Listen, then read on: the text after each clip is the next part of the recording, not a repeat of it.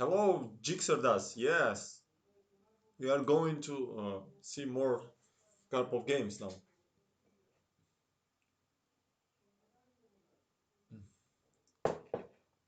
Medbug 123. Hello. Going to continue selected games of Anatoly Karpov. And today we start with game from Linares 1983 against Sachs.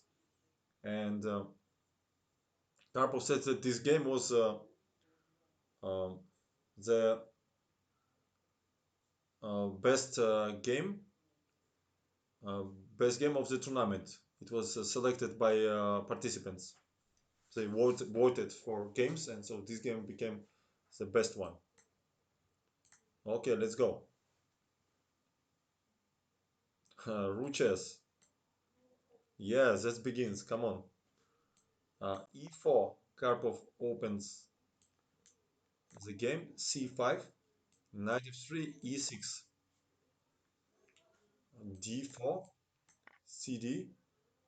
Knight d4. Knight f6. Oprev Shach. Yeah, yeah. Karpov is good. Knight c3 and d6. Scheveningen variation. Yeah, he was world champion. Yeah. And g4. A carry system. We already seen in the first stream of about Karpov games that he played this g4. h6, preventing g5.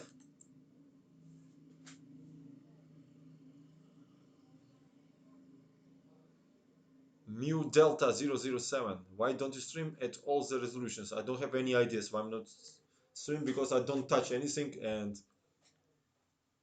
it's probably automatically make it like that. I don't know.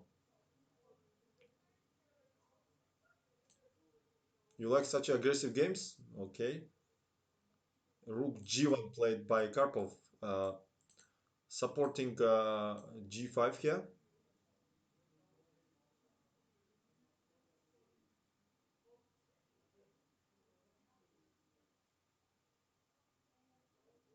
Ah, okay, so it's automatic twitch. Okay, perfect. Bishop e7 was played here. Normal line. Bishop e3.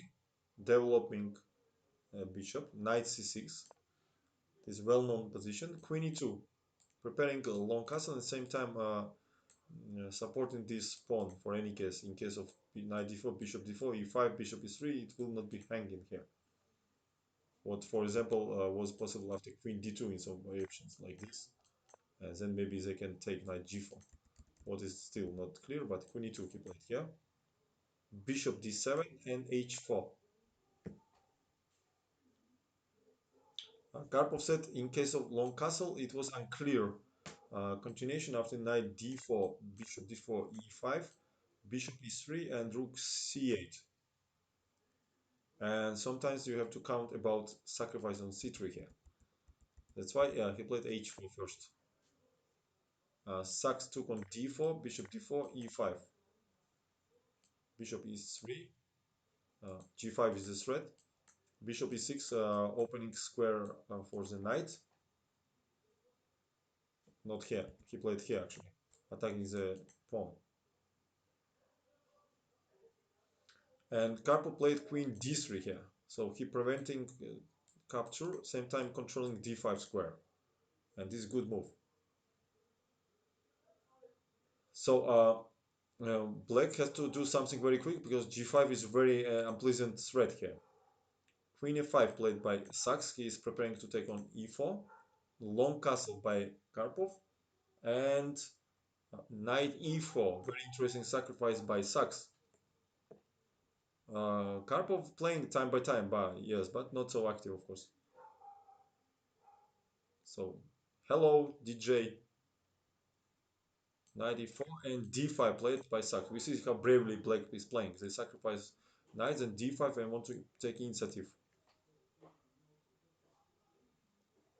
And here, Karpov played very strong move, and it was underestimated by black, or maybe even they missed it. The analyze shows that knight c3 or queen d2 try to keep the knight alive. It was very unclear position after d4 here and initiative for black. That's why he played queen b3, very strong move. He's sacrificing back the knight and keeping a2 pawn alive and fighting for initiative. Yeah. So d black has to accept this knight. Bishop c4. This was idea. Attacking f7 square. And Sachs played rook f8 here. This is quite bad place for rook, but castle was dangerous because of a g5 with either gh or g6, and in case of hg, bishop g5 with very strong attack by white here. So bishop is attacked. Also, this will be weak on g7. So dg1 is a threat. Queen g3 is a threat. Very strong attack. And that's why Sachs understood its castle very dangerous. He played rook f8 here. And Karpov played very well here. Positional sacrifice, rook d5. Very strong move, attacking the queen and attacking e5 square. For example, if black would retreat, then bishop b5 was very unpleasant move here. And then rook gd1 and very strong initiative. That's why Sachs took on d5, bishop d5, attacking here and here. And rook d8 played by uh, Sachs in this position. And bishop c4 played by Karpov. Uh, he says that bishop e7, he declined duel of bishop c5. Try to exchange this bishop, then in case of check, black can escape. That's why he played bishop c4. The idea was after bishop c5, have this check here. Cut off the queen and then take this bishop.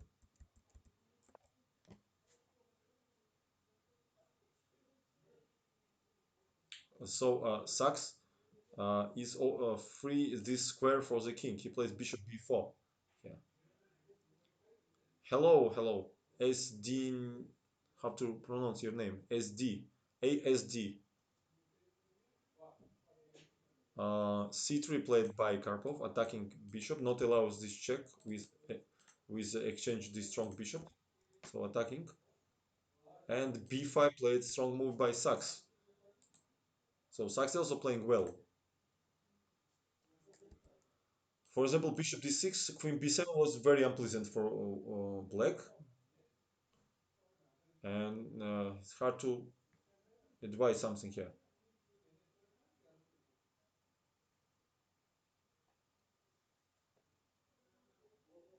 This is attacked. Bishop b5 is coming. Yeah, so he played b5. That's the point. Bishop e2, bishop d6, and queen d5 played by Karpov. So this was a critical moment now. So he's threatening bishop b5 also. Uh, now the most safe move was queen c7 in this position. Yes, Ruches. What a penetration, right? They completely destroy uh, the. There is so much holes around the king, so just penetrate. Yeah, Ostanoveva, hello. Opfershach, yes, I have my Twitch channel. If you click on About Me, there's a link. And I have all previous videos right there. So queen d5, queen c7 was most safe move, and it was not so clear what to do. But king d7 played by Sachs.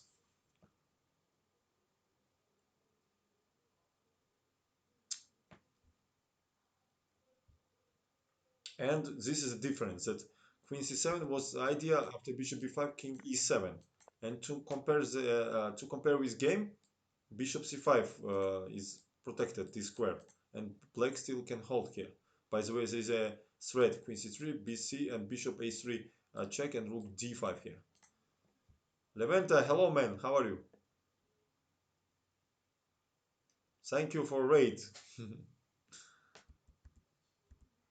Yeah, and king d7 played by Sachs, and bishop c5. This is different.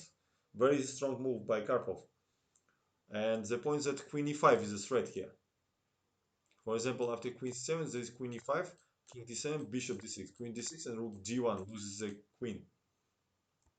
And in case of f6 here, there is a bishop c4, and black is losing the queen because mate is hangs. And in case of b6, there is a check, rook d6, and this queen goes from the board.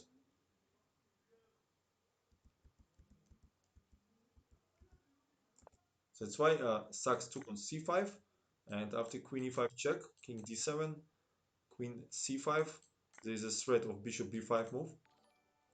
And thank you for following the Turim. Queen c5 was the move. Queen c7 by Sachs, and check on f5 in this position. Not allow to hide with king on c8. King e7 was played by Sachs in this position, but the point that after king c6, Karpov would take here with queen, keep king in the center after king d6, and then queen b4, very unpleasant, um, very very unpleasant check, and after queen b4, queen c5 is a move because after king e6 there is a queen e4 check or bishop c4 check. That's why queen c5 was played, and after queen c5, queen b7. Sorry, here cut off king from the 7th rank, keep it in the center. Rook d1 is the idea. Queen e4 is the idea, and after king e5, rook e1 here.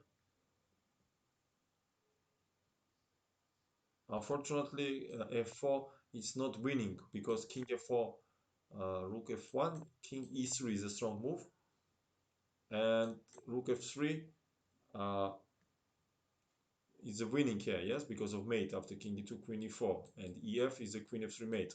Because after f4, black simply takes ef here, and this is hangs, and black even can win. That's why rook e1 is the move here, and in case of queen f2, there's a queen e7 check, king d5, because king f4 is rook f1. So after king d5, there is rook d1 check, only move king c6, yes, riches. And after king c6, rook f1. No, 1 second. Sorry, I missed this move. Queen e4, of course. Attacking the king and protect this. And after king c7, queen e7, king c6, and now rook f1. And white is attacking the queen, and also this is protected. And black is in trouble here because next move will be bishop f3. Bassel, hello.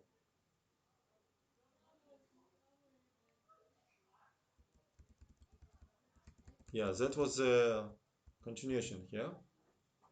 But what played sucks. After queen f5,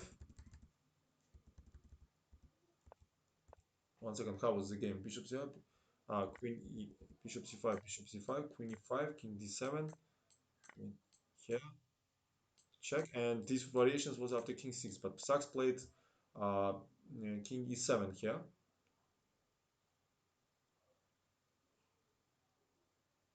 and after that queen e4 by Karpov, king d7, king f6 leads to mate in 2, cute mate here, or fat mate, as Lemende would say. King d7, queen e5, again not allowed to go to c8, and after king e7, rook e1 by Karpov, with a threat bishop b5, king d6, and queen e5 mate. Rook d6 was played by Sachs, only move probably to free this square for the king and hide. So king has to hide on black squares because this bishop working on light squares.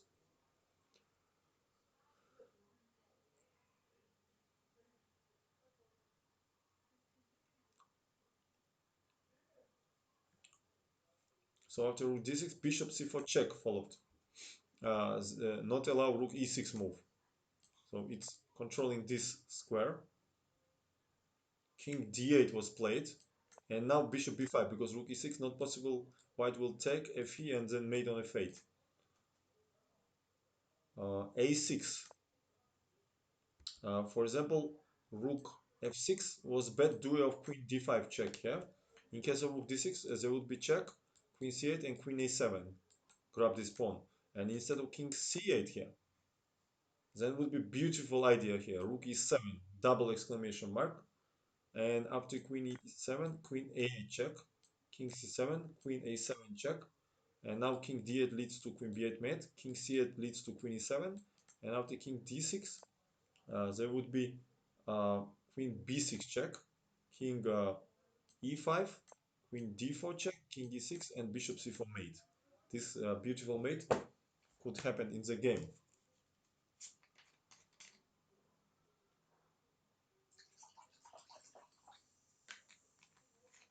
Yeah, very sharp game.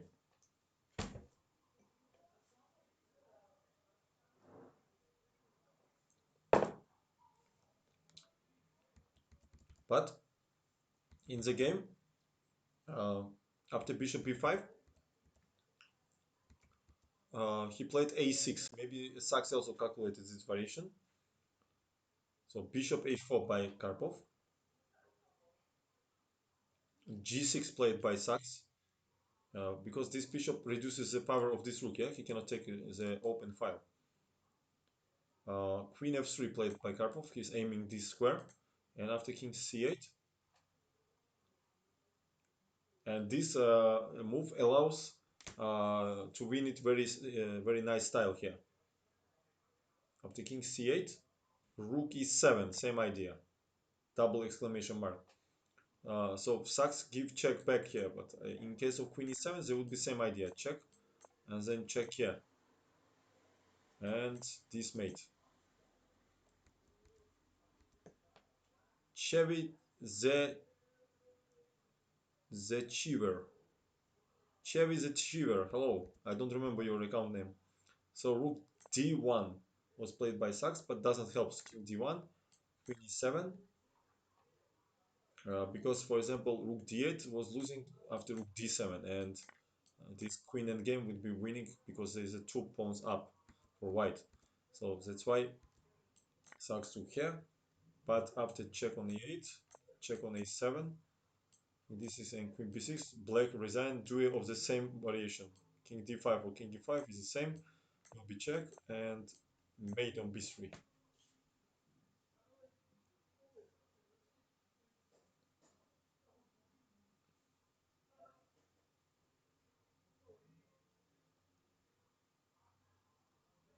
Let's see next game. Karpov with white against. Yeah, it was cool game, no? Karpov with white against Yusupov.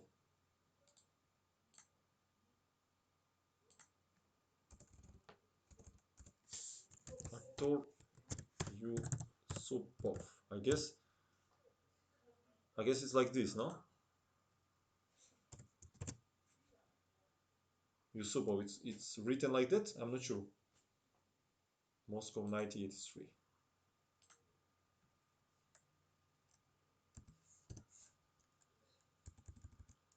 I'm not sure that I wrote it correctly. Moscow. Yusupov, yes, with one S, by the way, like this. This is his name, Artur Yusupov. Artur, King Artur.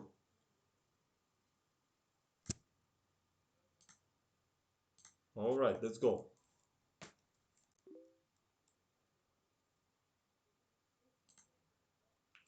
Uh, this was the 50th championship of USSR.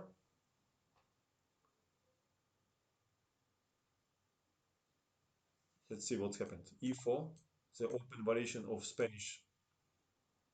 Knight f3, knight c6, bishop b5, a6, bishop a4, knight f6, castle, knight e4, d4, b5, bishop b3, d5, d, bishop e6. This line was happened few times in the matches between Karpov and Korchnoi. We know it.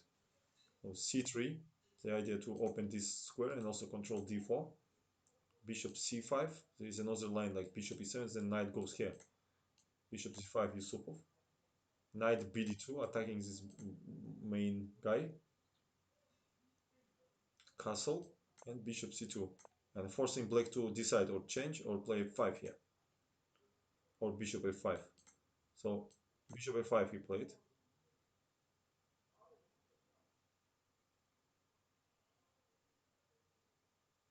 No, some games I remember, but I have another laptop here where I opened the book, of course. It's impossible to remember every annotations and everything in all games. I mean, maybe for somebody it's possible, but why? I mean, when I have it. Bishop f5 to support this knight. If I'm not playing this with post color, but if I remember well, knight d2 is not so good because white takes queen d2, tricky move. And they want to play queen d3 or also queen f4, queen g3 and attacking on the king side. That's why Yusupov supports the knight. For example, now queen e2 probably bet do of knight c3 idea. pc and we take here. Rook e1 not possible because this is hanging. So after bishop f5, knight b3 by Karpov, disturbing this knight, this bishop. Bishop g6 he played, and probably knight c5, knight c5 leads to normal game for black, because after bishop e3, I guess it will be it will stay in here, and then maybe idea knight e7, c5, and black is okay. That's why knight f d4 played by Karpov here. And because bishop e4, d, knight c5, it will be hanging here. So knight f d4 attacking knight, and same time in case of knight e5, I guess it's bishop e4 winning the piece here, because d this hangs. In case of bishop d4, cd and take, or first bishop c6. That's why black obliged to take after knight d4, bishop d4. Knight d4 leads to problems, I guess, because cd and this knight has problems. So f3 is coming f4. That's why bishop d4. This is a well-known position. I'm sure both sides knew it very well. And a5 played by Yusupov. He wants to disturb this knight. If white will manage to block this square, like bishop e3, rook c1, for this, they will have advantage because this pawn is weak. That's why black has to create something very quick here. So a5, logical move. Bishop e3 and a4. Knight d2. In match against Korchnoi in Merano, he played knight c1 in this position. So Yusupov repeats this game. And Karpov lost that game against Korchnoi. And now he back to his old game against Savon in Moscow 1971. When he played knight d2, a3 played by Yusupov, knight e4, sorry, knight e4, ab attacking the rook, and rook b1 he played.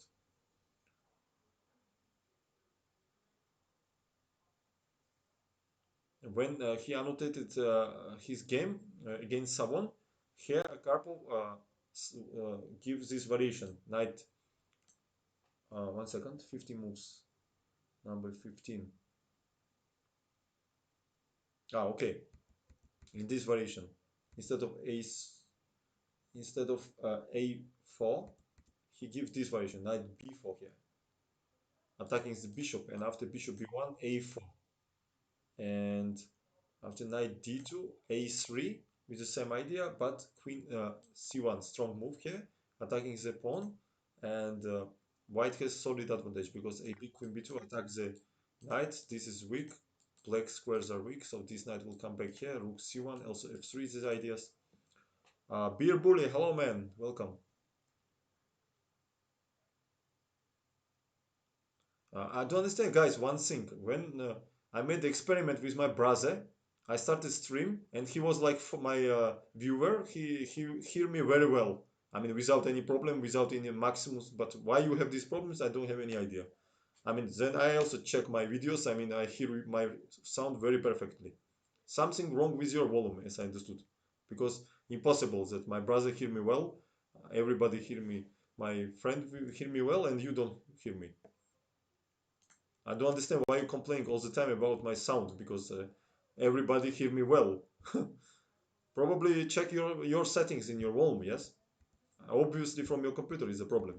Or maybe you listen from mobile which has very little sound. So put microphones or something. It definitely no problems from my side. It's already proved.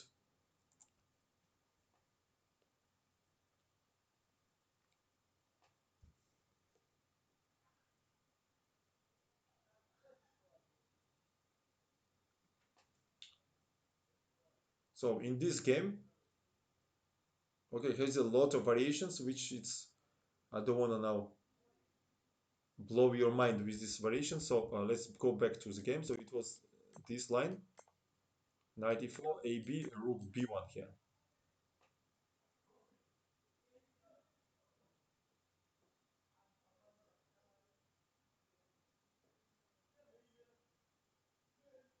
I don't know what you're talking about, but okay. Until I not have normal microphones, it will be like this. But even like this, my sounds it's okay because I rechecked it. So definitely not my side problem. I'm telling you again. Of course, with microphones it will be better, but I mean it's not like you don't hear me or it's low. It's absolutely okay. So knight e4, bishop e4 was played by Yusupov here. Rook b2, protecting the pawn, attacking this pawn also. So queen d7 by Yusupov. So the idea is that after rook b5 there will be knight d4, or first bishop c4, queen c4, then knight d4, and we take this rook here. Rook b5 is simply blunder. So bishop d3 was played by white. Okay, let me beer bully, let me check. You mean after rook b1 this move? Gf, and after rook b1, yeah, but this is not so big weakness of the position. Also this pawn will be lost. Probably it's not enough compensation of this. We are not obliged to take.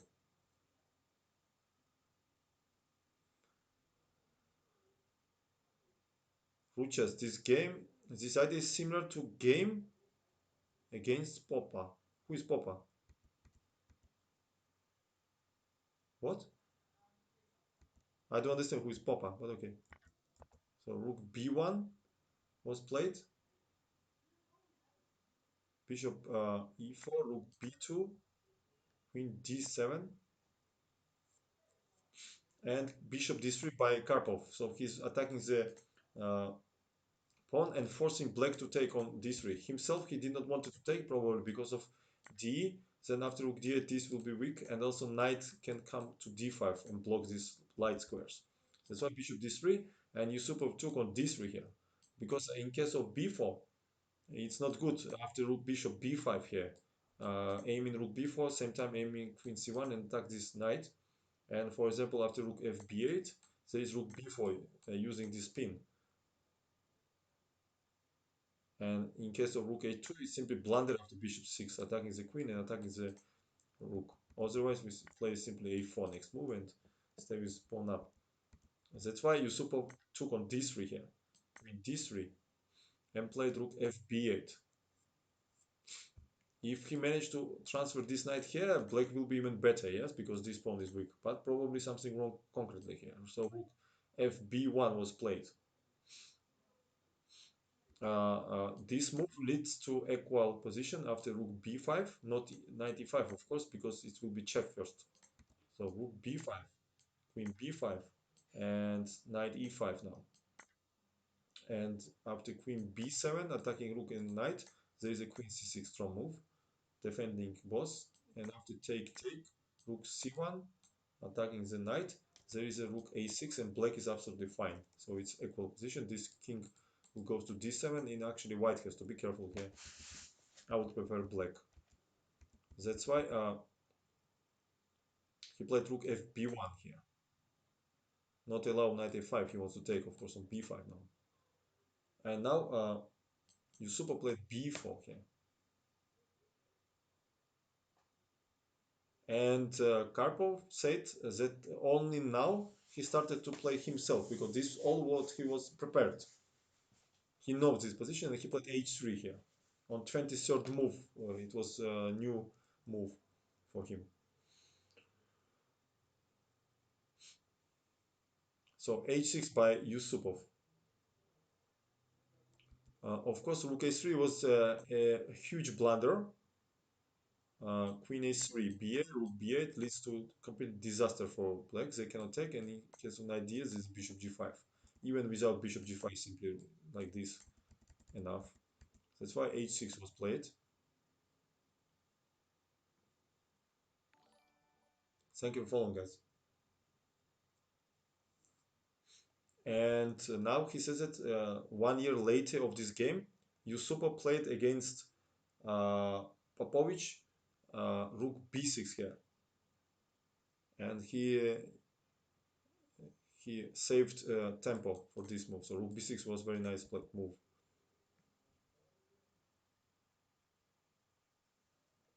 So after h6, queen, no, rook c1 played by Karpov, taking this important file. And now he played rook b6. In case of knight a5, which looks very logical to put knight here, a very unpleasant move was queen b1 here, attacking this weakness.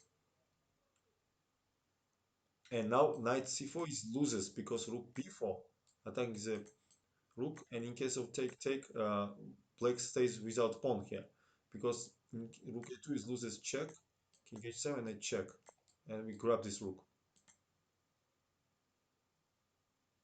You knew a game against Popovich of Yusupov, bravo. When you started this game?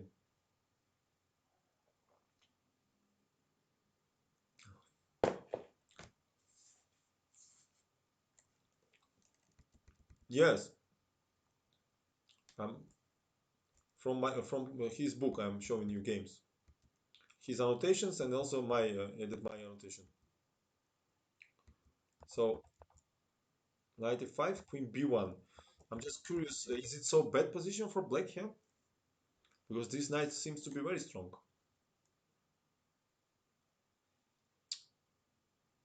We're not obliged to take, of course, here. For example, we play something like queen c6. I don't think it's so big advantage for white here. Only little advantage because this pawn is weak. It was absolutely playable, I guess. I mean, white has chance to win, but not so big. But okay. Yusupov, I'm not sure he sees this idea or not, but he decides not to go for it, and he said he played rook b6 here, and queen b1 anyway by Karpov, rook a b8. After rook a7, there was game between Popovich versus Timan 1984, and Timan was suffering here. Rook c5 played by white. He's controlling this square, not allow knight a5, and also take aim on this pawn. And knight d8 played by Karpov here, with idea knight e6. Not Karpov, I mean Yusupov. Rook cc2, and he go back on c6. And Karpov says after knight e6 there was f4, and strike on the king side. That's why he goes back on c6 here. But why he go back to c6? There's a question. What was the threat? Bishop d2 or what? For example, I will play h5. I want to fix these pawns on light squares and go 96, for example. What was Karpov's idea after this? I don't know. Also, rook c6 looks very interesting to reduce the white's pressure. I want to play rook c4 here. Alright, he played knight c6. This pawn is weak, you see? This is a problem. Queen c1 played by Karpov. Putting pressure on c7 square. Rook 8 b7. He protects the pawn. And rook c5 again. Hello, hello. Silence Healer. Best games, yeah. Hmm.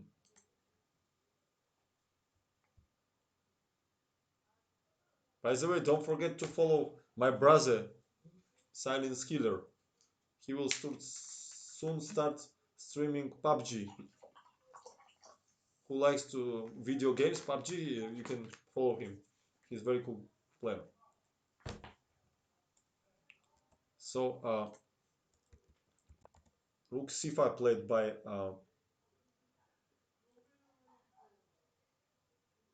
Karpov. Knight e7. Huh. Oh, Ruches, thank you. Knight e7 was played.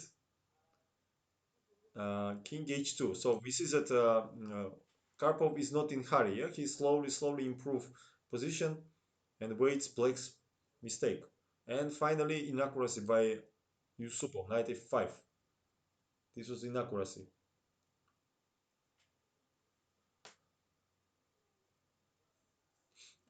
Black decides to give c pawn and somehow activate the position.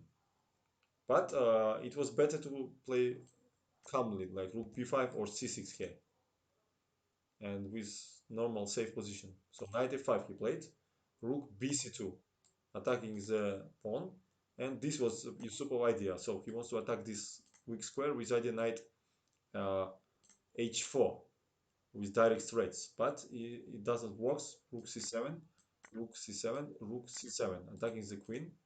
It cannot go on the 8 ranks because of rook c8.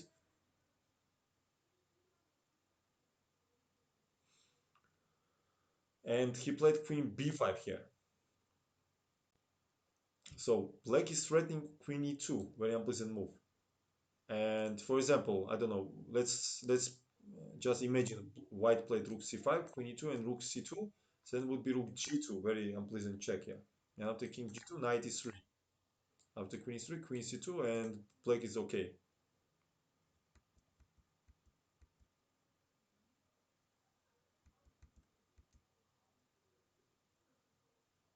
Yeah, Yusupov was aggressive play too. Improve, and boom, move. Chess, you are in perfect shape tonight. And after queen b5, he played nice move. I'm just curious what would happen after queen e6, which looks also interesting with that knight h4. Maybe something like in the game. Okay, let's see. Queen b5 he played.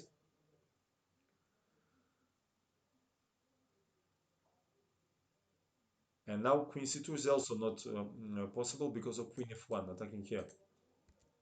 That's why after queen b5, g4 strong move played by white here, attacking this knight. And knight h4 was played here. In case of knight e3, queen e3, uh, black has not any attack and they are pawn down. So knight e3 is just simply mistake. That's why he has only chance to keep this knight on the board and try to attack. But rook c4 check, king h7 by Yusupov, and queen d1. So controlling d3, e2, and f3 squares here. And queen a6 played by Yusupov, attacking pawn and attacking the rook here. Rook c2, strong move, protecting the pawn. Now, white's plan is to transfer this knight, this bishop to f4, g3, and kick this knight out of h4. In case of queen a3, here would be queen e2 move, and activating the rook idea. So b3, ab, and after queen b3, rook c7 would be good move, attacking this weakness here. And black is in trouble. So that's why f5. Yusupov desperately seeking for some chances. And from first sight, it's you can say that black's position. I mean, black has a rich play for the pawn, but this is only illusion here.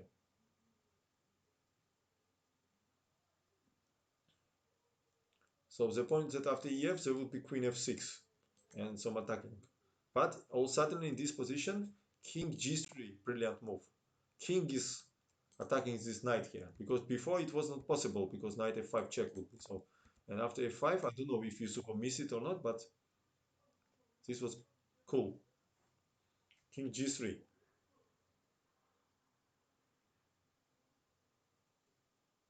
And this knight, which was the strongest piece in position, all suddenly will be eaten slowly with king fg and king h4. There was no defense. Gh with ideas of queen e6. And for example, king h3 now was dangerous due of queen e6 check. And after queen e6 check, king h2, there would be queen f5 here. Very unpleasant move. And rook g4 is coming with idea queen h5. And also queen e4 was the threat here. But in this position, after gh, Karpov played f4, strong move here. So he wants to play f5 and close this diagonal here. And after queen e6, he played queen h5, strong move, not allow this queen go to f5. f5 is a threat. And also h5 was not possible. And Yusupov give check, king h3, and played queen f7 with idea rook g3 here. And strong move rook h2. So this rook has idea after check, you take on g3 and protect this queen. And after queen d7, he played f5 and black resigned here. Yeah, that was a very cool move, no? Very cool move, rook h2, also king g3. He played very calmly.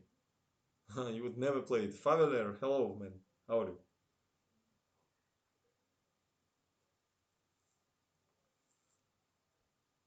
This game was uh, nominated as most beautiful in this tournament.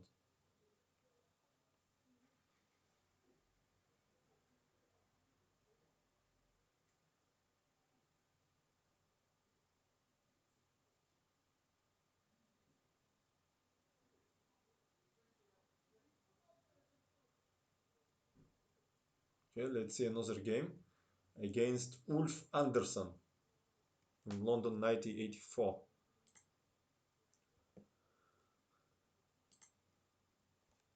F5 was decisive, yes.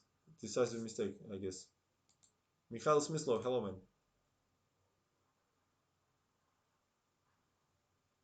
I never played against Karpov. Karpov is white against Ulf Anderson, the famous legendary Swedish Swedish grandmaster. It was played in London 1984. In 1984, Karpov was 33 years old. What I'm doing?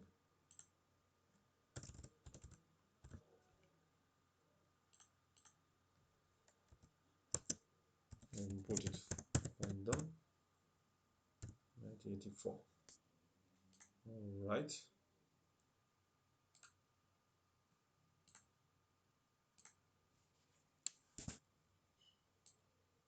Hope I did not make any mistake with names. Ulf Anderson.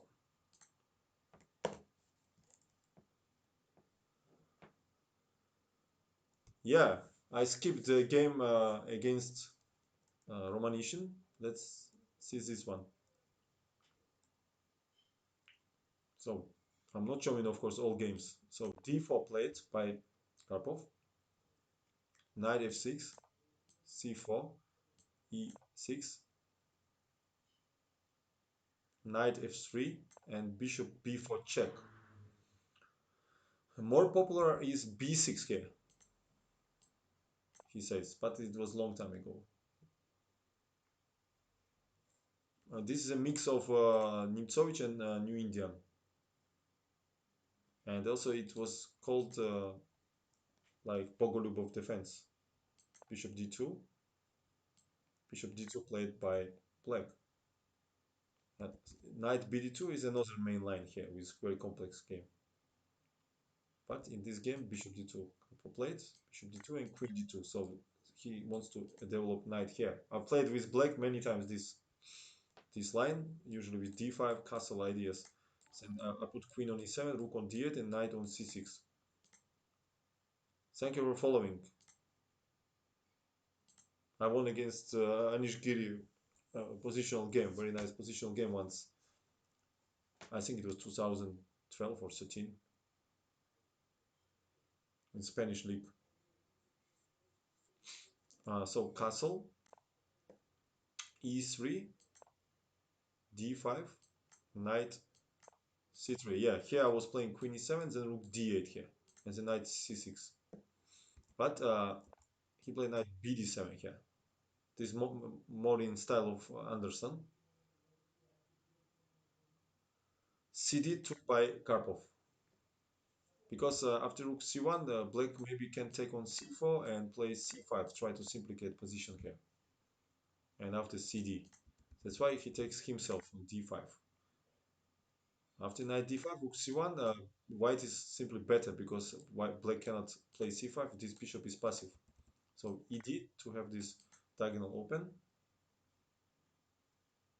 Bishop d3 standard move, control over e4 square, rook e8, cancel, and knight e4 played by Wolf. He's using that white doesn't have control over the square yet. So c6 was more natural move with idea knight f8, but then probably Karpov would play queen c2, after queen e7, maybe knight d2 not allowed to enter, and then rook b1 and attack on the standard attack on the queen side. That's why Wolf plays knight e4, and after queen c2 he plays knight df6 and b4 by Karpov. A typical attack on the queen side by white, and c6 by Wolf. In case of bishop a5, b5, there still was pressure because this pawn is weak if you're not connected with c6, but after 6 we exchange and this pawn becomes weak on c6. And all typical ideas here. So Wolf played c6 and knight e5 by Karpov here. In case of b5, Wolf definitely want to play c5 now because bc is not possible. And after dc, knight c5. This was the idea. And after knight d4, bishop g4, black is absolutely fine here. Rook will come on c8. This pawn should be on b2 to protect this knight, yes? Rook c8, then this bishop can be transferred to g6, so black has perfect game. Uh,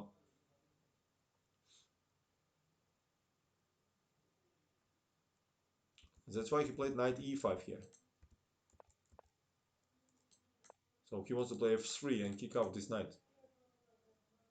And also he wants to transfer this knight on c5. So bishop a5 played by Wolf. The point that in case of f3 here, Wolf wanted to take on c3. And after bishop a5, black has good move knight b5 here. And then they will transfer knight on d6 and control everything in the center. Obviously, Karpov declines to play it. And he plays knight a4. Strong move. Now f3 is a threat. And same time he wants to take this square. Good move. And g6 played by Wolf. In case of bishop g6, there would be unpleasant knight g6, ag, and b5. And try to create some weakness here. For example, rook c8, he would take. And after rook 6, these pawns are weak. In case of b6, these pawns are weak. That's why Wolf played g6. In case of f3, he wants to play knight d6 and protect his knight, the bishop. Queen b2 by Karpov. He preparing probably knight c5 also for any case support this knight. a6 by Ulf, not allow b5, but weakening b6 square. Rook fc1 by Karpov. So he free this square for the bishop. For example, after knight d6, he would play bishop f1, and then this knight will come here and disturb very much the queen side of black.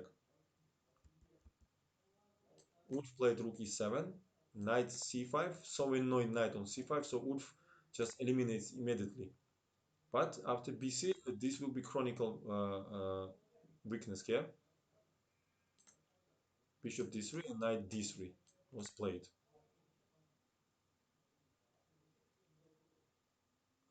So only this weakness is not enough for white to win this game. For example, black always can transfer this rook here and protect it one more time, and impossible to get that. But probably white will sooner or later open another front. They need to create the principle of two weaknesses. So they need to create one more weakness. I'll go man. Hello, man.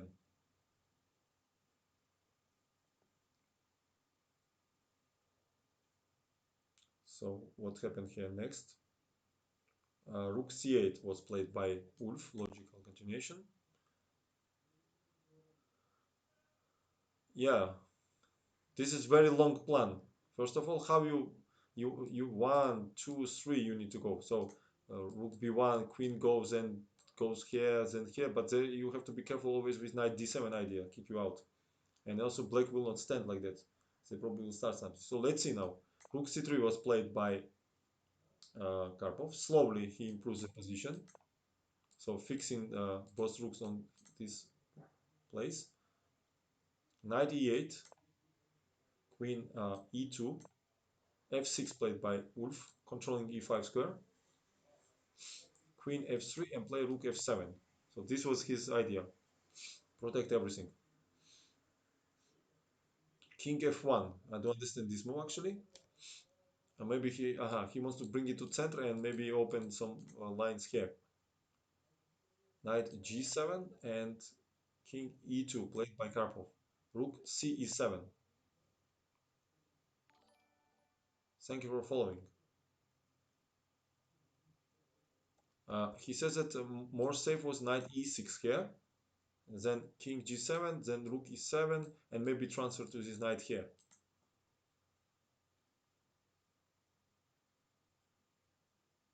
Zahar, if you will, uh, if black would play something like b8, imagine you even make b6, I would change everything on b6, and these pawns became very weak.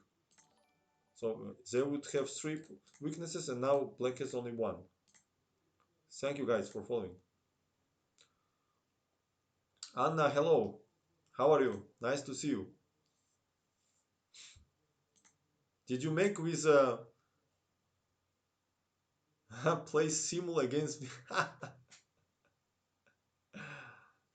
Did you solve with Evgeny? Uh, did you beat the record of who was the record man? Maybe Ray Robson?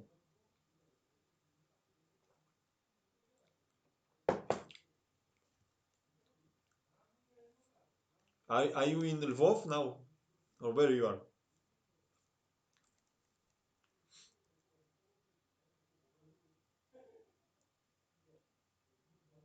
200 by Robson, right? Cool. Of course it's real Anna Muzichuk. Who else? Or not? Maybe not real, right? Maybe not real. Okay. I don't have. I don't know. Can anybody check the account?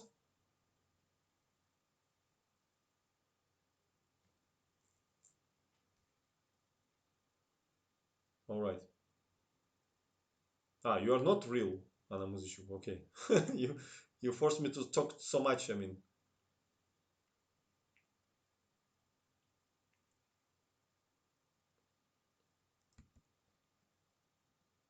we live in unreal world. Yeah. So Rook C7 played by Ulf. Yeah. And King D1 strong move by Karpov.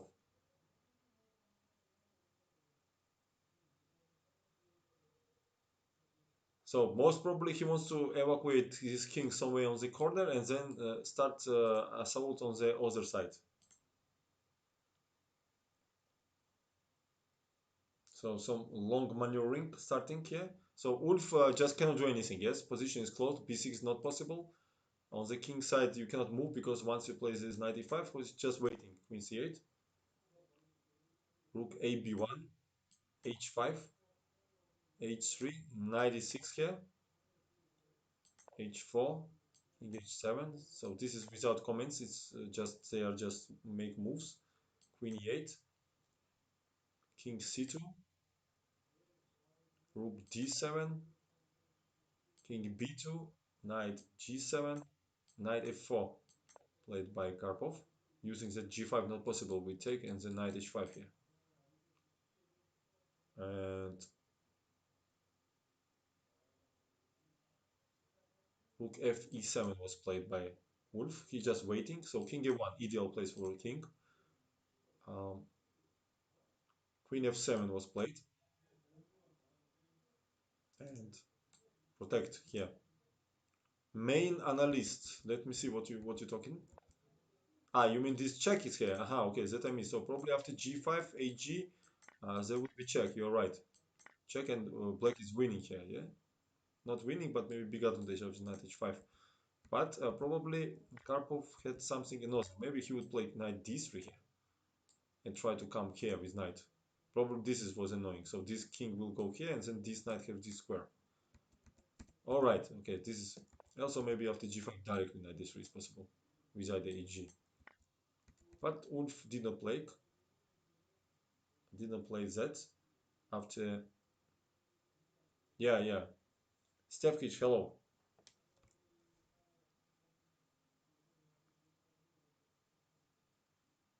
So rook f7, king a1 was played, queen f7. So Wolf just has to wait. Rook g1 with aim to open position. Knight e6, try to exchange. Obviously, Karpov avoiding exchanges. Knight g7 and g4 he played. Without a g5 and take this square. So ag was played by Wolf. Rook g4. Now he wants to take this rook here. And this pawn also weak. So two weaknesses now, this and this. Knight h5 by Wolf. Rook b1. Queen e8. Queen f3. Rook g7, rook bg1. So both sides did maximum in this position. And here uh, it was 41st move and game was adjourned here. It was not so big changes after 20 moves, only G file was open, Karpov says. And he says that it was very hard to win this game, even after analyze. So rook d7, king b2, king h6. As an interesting moment. In case of f5, he was going to play rook g2 here. This was better than rook. Now, one second.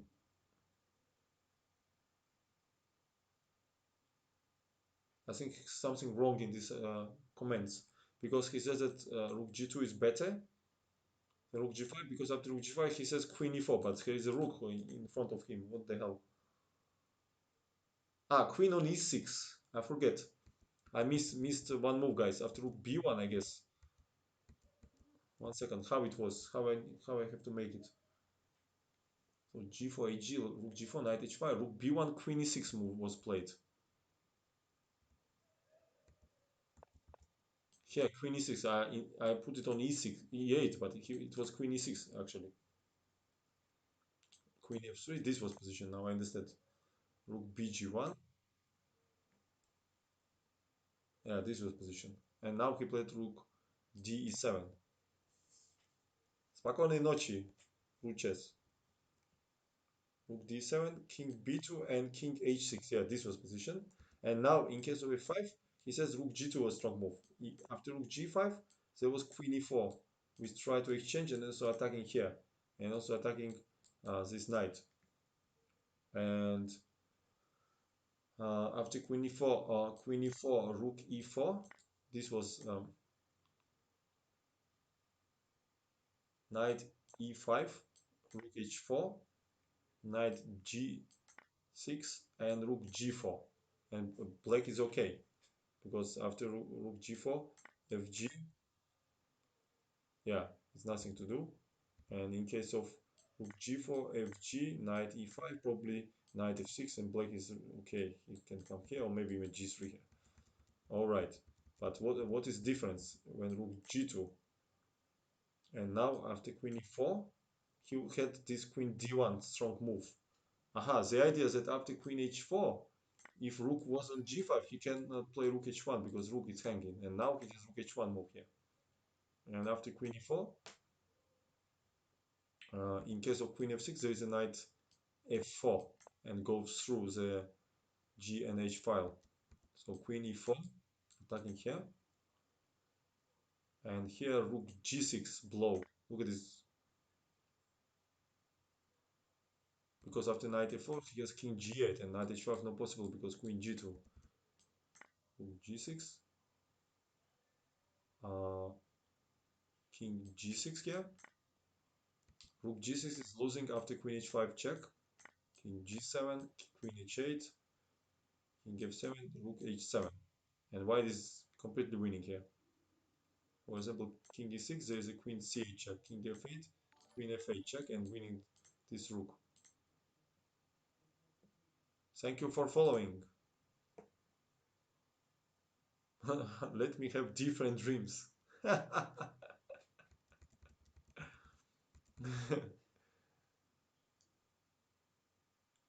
So after rook g6, king g6, this was variation. Queen h5, king f6, and knight f4. And white has a big advantage here. Nothing to do. So that's why in this position f5 was not played. So king h6 just waiting. King c3, queen f7, and knight f4 played by played by Karpov. Karpov very disappointed in your brother. In you brother. Why he disappointed in me? What happened?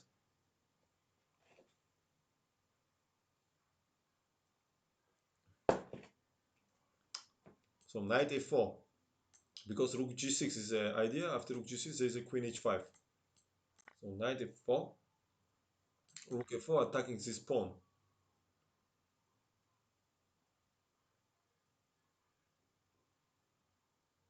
Yeah, but I mean, Ruches, it's not a brother, it's she. Sister, maybe you want to say. Rook e6 was played, holding this pawn, and king d2. So Karpov says that after knight was traded, he's starting to realize another plan. Yeah. And Zanet, thank you very much for subscription, man. I guess I first time see your name. Probably you just joined our chat. Appreciate very much. Welcome. Yeah, it was very difficult to win this game. Main analyst, right? And Mezzanetti. Thank you very much. Thank you too.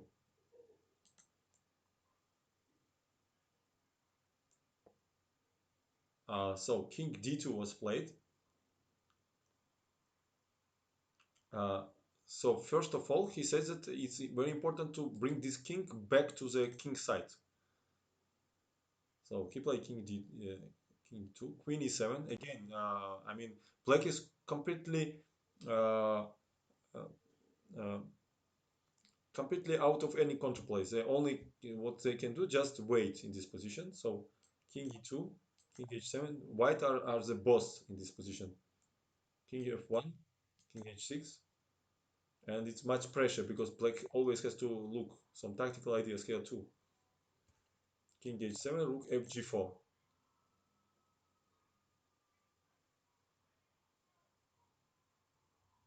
Queen f7 was played by Anderson. For any case, covering this.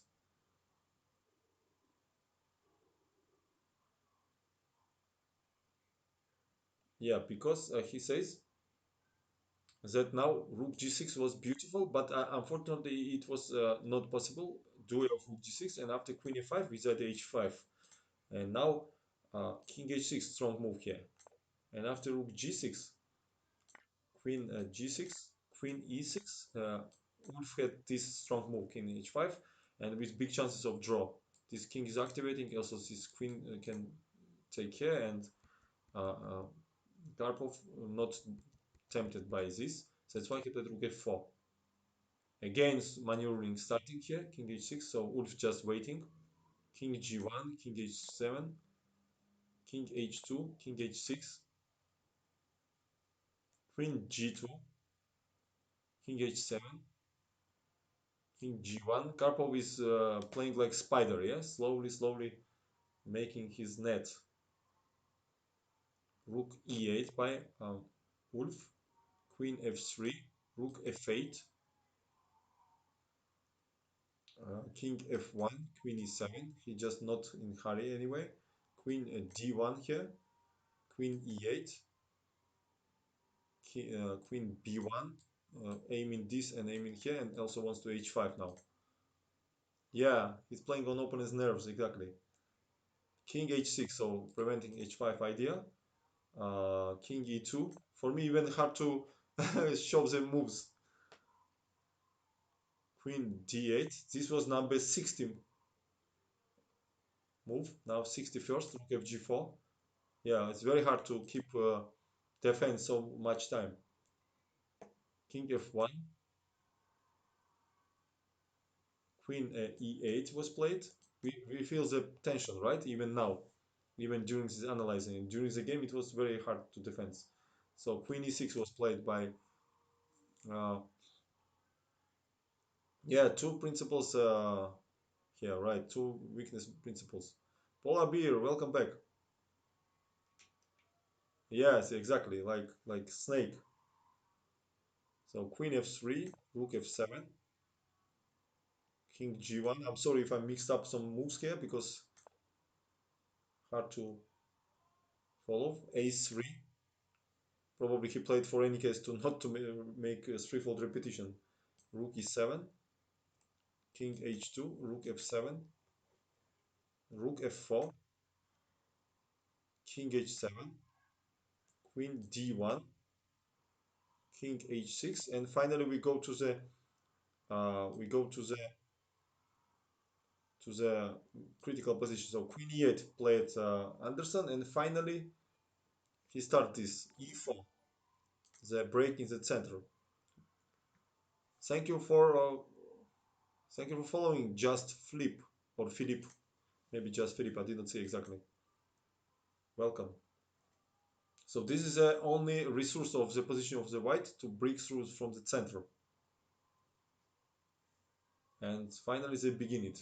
So D was played, rook e4 and queen d7 by Ulf.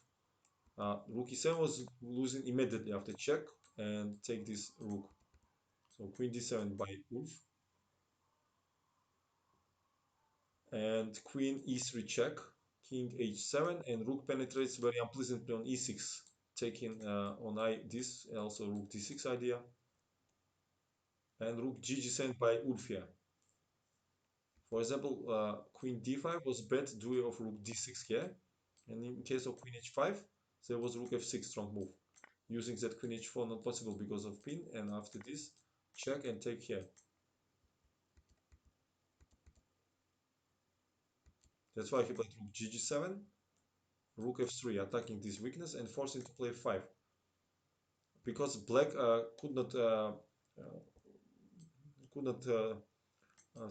protect it with queen d8 because rook d6 was very unpleasant move, and after queen f8 there was queen f4 attacking here, and again f5 was on the move. So Wolf decided to play f5 immediately here, and h5 strong move.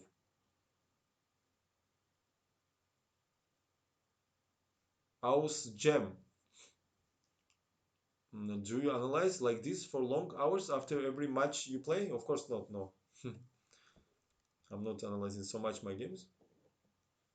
This game was just long. So finally, Karpov starts something active here. H5, G5 would be bad to of rook D6 here, and black are in really big troubles. So that's why G8 was played, and Queen H6 check by Karpov. King G8 and Rook F E3. So he wants to give check here.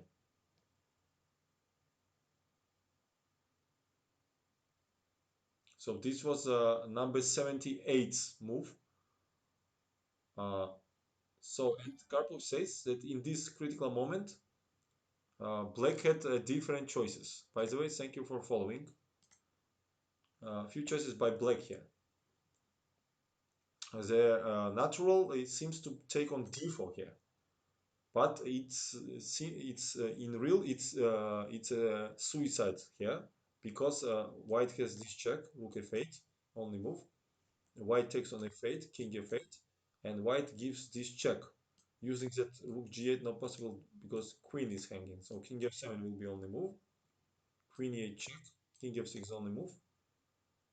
uh, Queen e6 check, King g5 only move, force variation, Rook g3 check, King h4 is only move, because Queen f4, King f4 loses beautiful way, Queen e3 check, you need to take, then we take with pawn, check, King goes, and we take this Rook.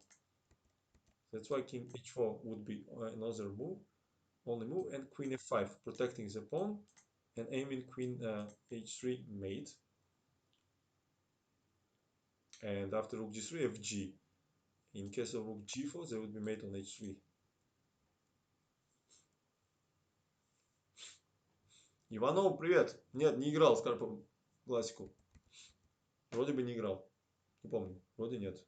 Не. С Каспаром играл, с ним нет. So, in this position, instead of queen d4, the strongest move was rook e7 according to Karpov. In this position. And after rook e7, queen g6, not rook g7, of course, because of rook e8 here. But king h8 was a very strong move. After queen f6, there would be rook g7. And in case of rook e5 here, uh, black immediately makes a draw after queen d4 strong move here. And after rook e7, there is a queen h4 check and then takes the rook. Ничего страшного, не за что.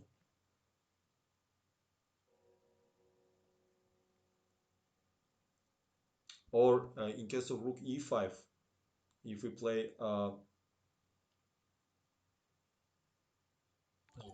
in case of queen d4, queen h5 here, for example. Thank you for follow. Black cannot play. No, Black cannot go with king anyway because we will take here and no more check on h4. But rook h7 strong move, and white seems to be winning, but it's not real because after check there will be king f6 strong move, and queen h7 leads to perpetual after queen f2, king h3, queen f3, and king h2 is a mate, and otherwise we just make perpetual. Same after rook h7, queen f2. This is perpetual. King h3 will be only moves, then we give check on e3, or maybe even on f1, and looks like it's perpetual. Maybe like this is better. Give check here, and then we give check here, and we just give check, check, checks here.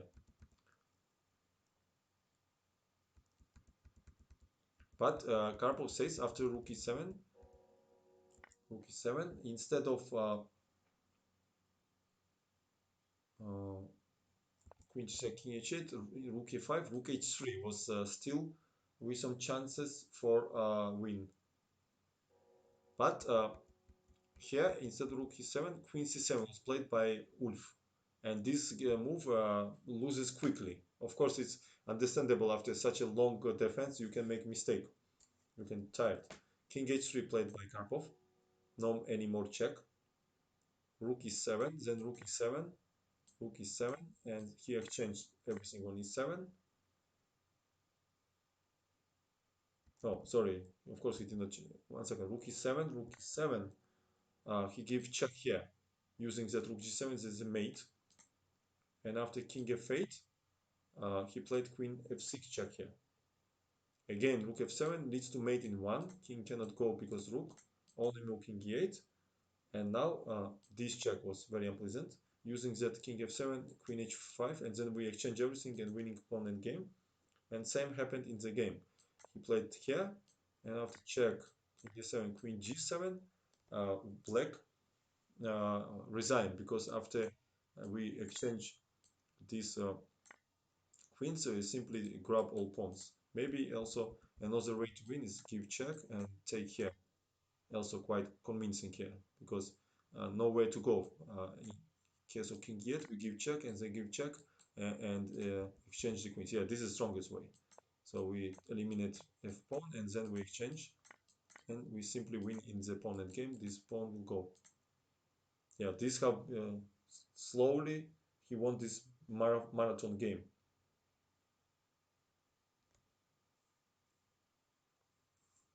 Yeah, extreme pressure.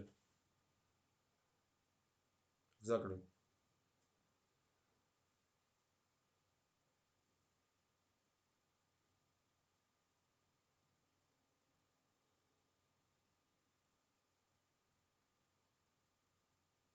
Okay, next game will be very complex. Very complex game between very strong opponent.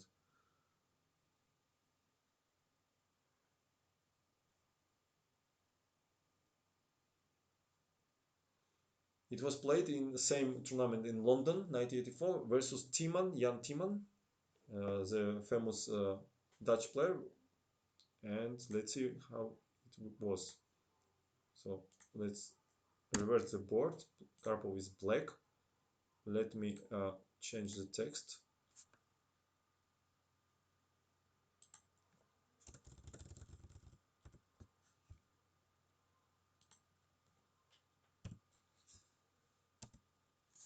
So Jan Timman. All right, like this. So e4 was played by Jan.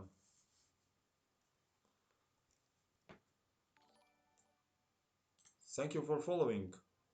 Vladadit, e4. So Karpov says before start of this game, my games against Dutch Grandmaster in 80 and 90s always was had theoretical discussions. They had theoretical discussions with Timan, and this game will be very nice. He says, and Timan tries to surprise Karpov from the opening, and later Kasparov took Scotch defense like his main weapon, one of the main weapon, and in beginning of 90s, Scotch defense became Scotch opening became very popular. So e5, knight f3, knight c6, d4. This is Scotch. Knight d4, knight f6. We remember that they had a few games in match, yeah, Karpov Kasparov. Also, bishop c5 is very interesting line here.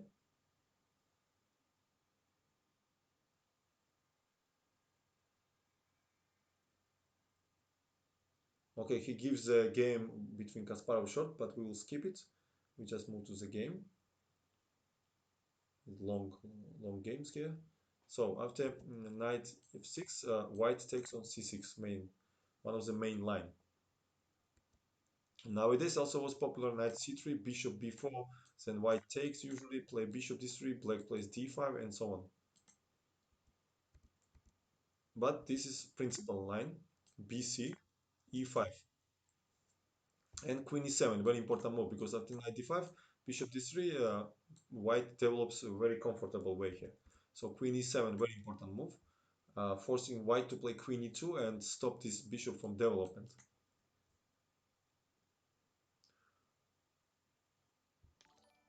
Thank you for following. So queen e2 was played, protecting the pawn.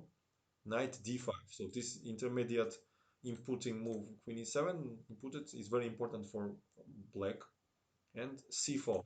Now it is also main move. Also, there is an idea h4 with idea to have possibility put rook in the game from h3. Van der Wiel implemented this idea. And actually, Van der Wiel in annotations of his own games, he says that this h4 he prepared against Karpov. He wanted to use it against Karpov. But another players have been trapped. Okay, and he gives these games, but this is for us not so important now. So c4 was played by Timan. Bishop a6. Black is trying to keep this knight on the board on d5 and not allow this knight c3 comfortable development. He said that in 16th game of the last match against Kasparov, he preferred to play knight b6 immediately here. So now he played bishop a6. Queen e4 played by Timan, attacking the knight. So he says that this is like a waiting move because black can repeat the moves. And then uh, he says that b3 probably would be the main move. But instead of repeat, he plays knight b6 in this position.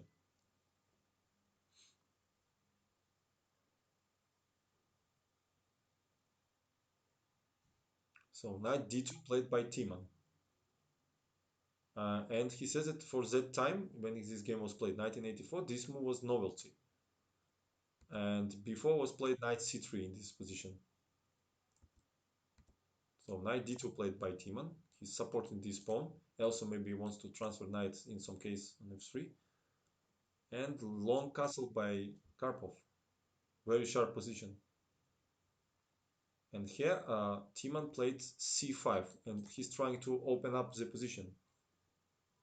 Timan thought that this king will be uncomfortable on the queen side. But in real, the white monarch will be less secured.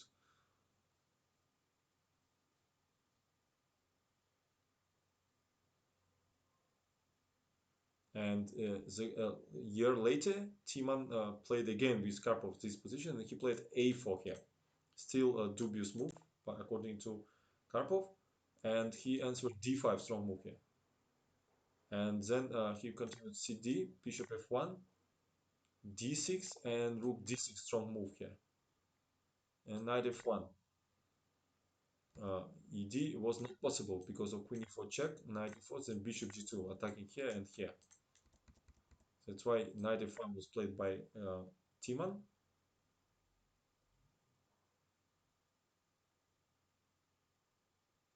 And rook d5 here with idea f6. That was the game after 1 year. In this game, he played c5 here. Thank you for following.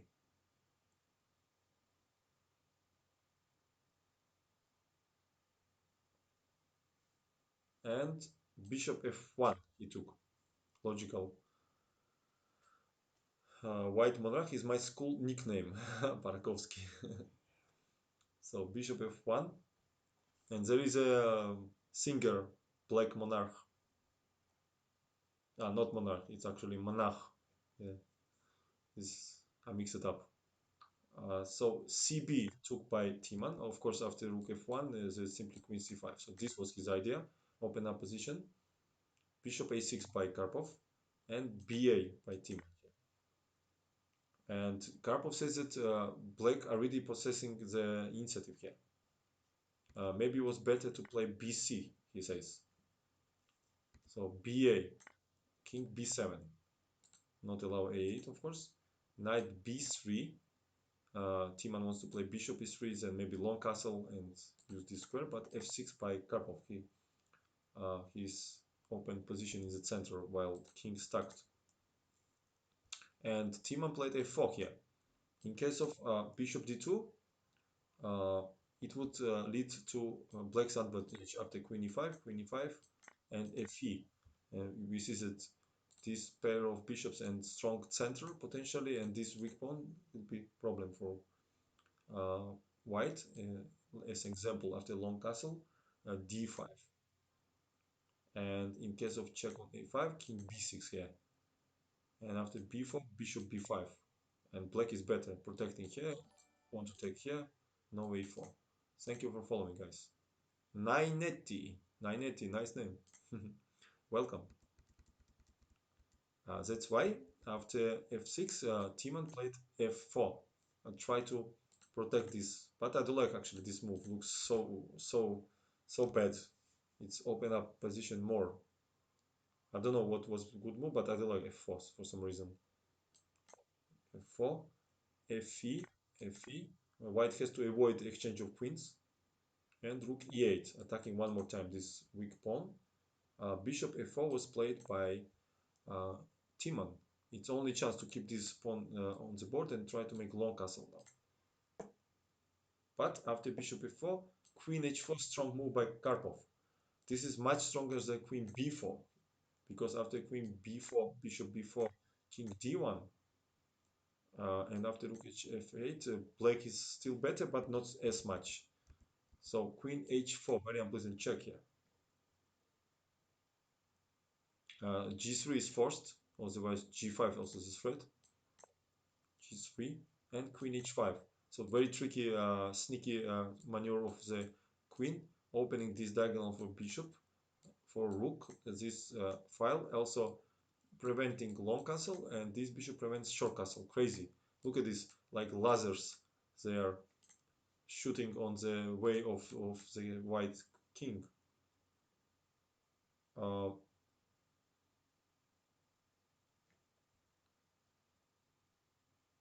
White played rook c1 here. Rook c1 and king a8, strong move. Yes, crazy position. So usually in such positions, bishops are extremely dangerous. H4 played by Timan. Maybe he wanted put this rook somehow in defense from H file, also preventing G5. And D5, strong move by Karpov. It also was a recommended bishop D6 move, using this pin and also attacking this weak pawn. But rook C5 was very strong move here. Positional sacrifice to keep this pawn. And after bishop E5, bishop E5, D5, there was G4 move. And after rook E5, GH, rook E4, king D1. Still white is worse, but the direct strike in the center is much more energetic here. D5, using that ED not possible, there's a pin. And queen E3 was played by Timan, trying to keep this pawn alive. In case of queen C2 here, there was two good moves, c5 here, or even rook e5, sacrifice of exchange, and white has to accept it because king f2 leads to rook e2, and we win this queen because bishop and queen protect this rook. So only move bishop e5, queen e5, and now king d1, bad joy of queen h5 checks, and this bishop will connect to the attack, and also rook. So only move is like king f2 here, and bishop d6 leads to extremely dangerous attack of black. This hangs, also rook f8 is his idea. In case of queen c6, we can play bishop b7 or even take here. and this is practically impossible to hold, maybe even objectively. And that's why he played queen e3. Karpov, okay, queen d4 is not possible, of course, because of mate in 1. So queen e3 is only a square where you can keep this pawn under control and same time this square. So we see that both players was calculating very well this position. So g5 strong move. Using that bishop cannot retreat, ag not possible because of pin. So black almost forcing to take on g5, and now this is hanging. Also f file is open, so check. King f2 and check. Probably in this position after knight d2, d4 was winning. Maybe not winning, queen e4. What was the point here?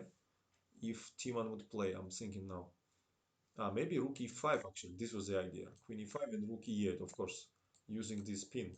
And after queen e8, it would be queen e2 and just finishing the game. Yeah, so only move after bishop b4 is king f2.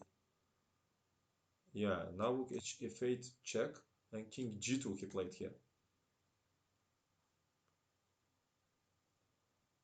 Uh, After bishop a4 would be rook e5 and then penetrate. So king g2 was only move and rook e5 strong move.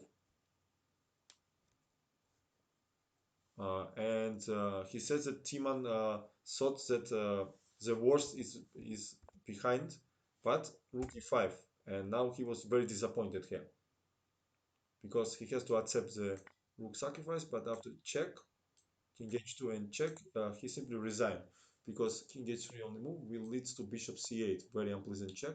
After g4, it will be rook f3 and then mate on g3. This is how he won.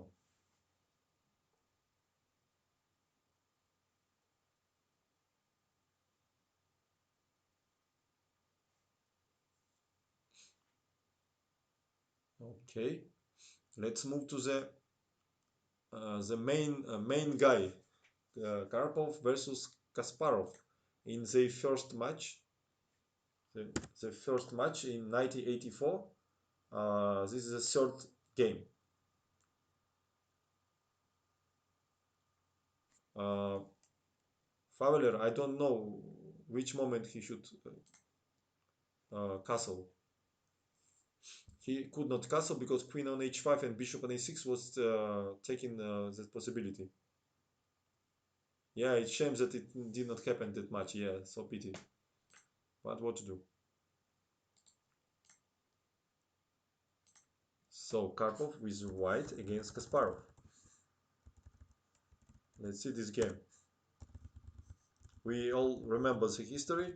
In 1984 match, Karpov was winning against Kasparov 5-0, and then it was many draws, and then Kasparov won 3 games back to back, and it was 5-3 result when Campomanes, after many months of playing, I think they was playing 5 months that first match, and Karpov lost about 10 kilograms during the match. So and they decided to stop it because they was worrying about health of players.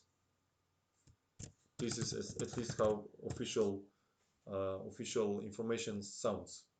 Maybe there was another things behind it, but nobody knows what was truth in real. So Moscow, of course, Moscow. Probably I should mention that it was match. 1 second. It was like this. 85. Moscow. Match. Third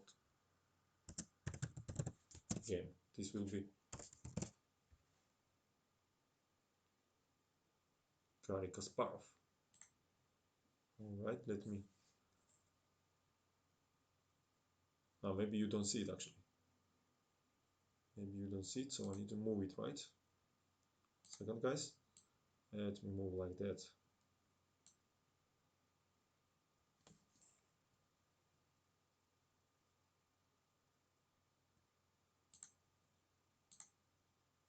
Let me fix this thing. Okay, match, and that's enough.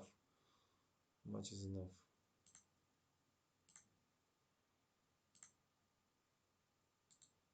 We'll delete. So okay.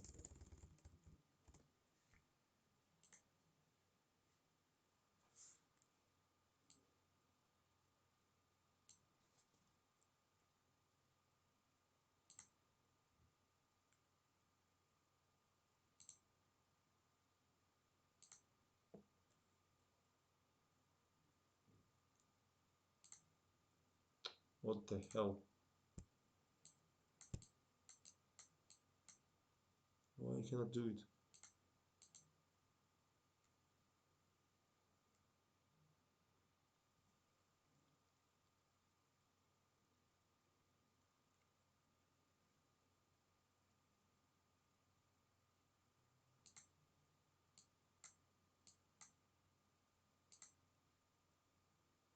Do you see the letters or not? Should I emphasize it with color?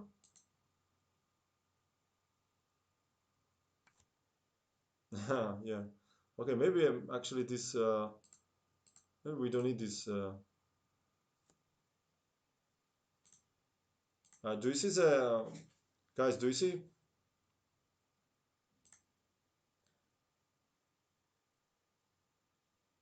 No, I mean you see the I write the letters.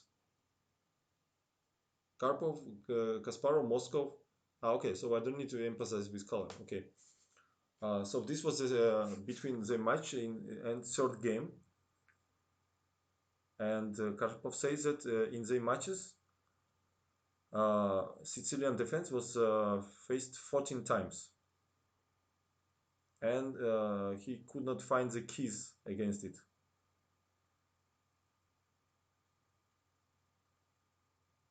And he says that Kasparov prepared a surprise for this game, but it has minus, and as a result, he achieved to win it quick game. So e4 was played, c5, knight f3, e6, dc, cd, knight d4, knight c6, and knight b5 by Karpov. Uh, Knight b5. So um, black is not playing a6 to not to waste time, and white immediately try to use this moment that's able to penetrate here and also play c4.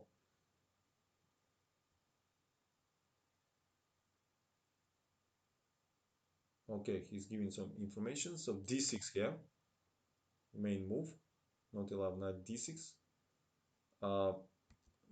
The continuation knight e5, bishop e4, e5, bishop g5. It favors for white, says Karpov, but it's like it's Sveshnikov variation here. So d6 was played by um, Kasparov and c4 played by Karpov.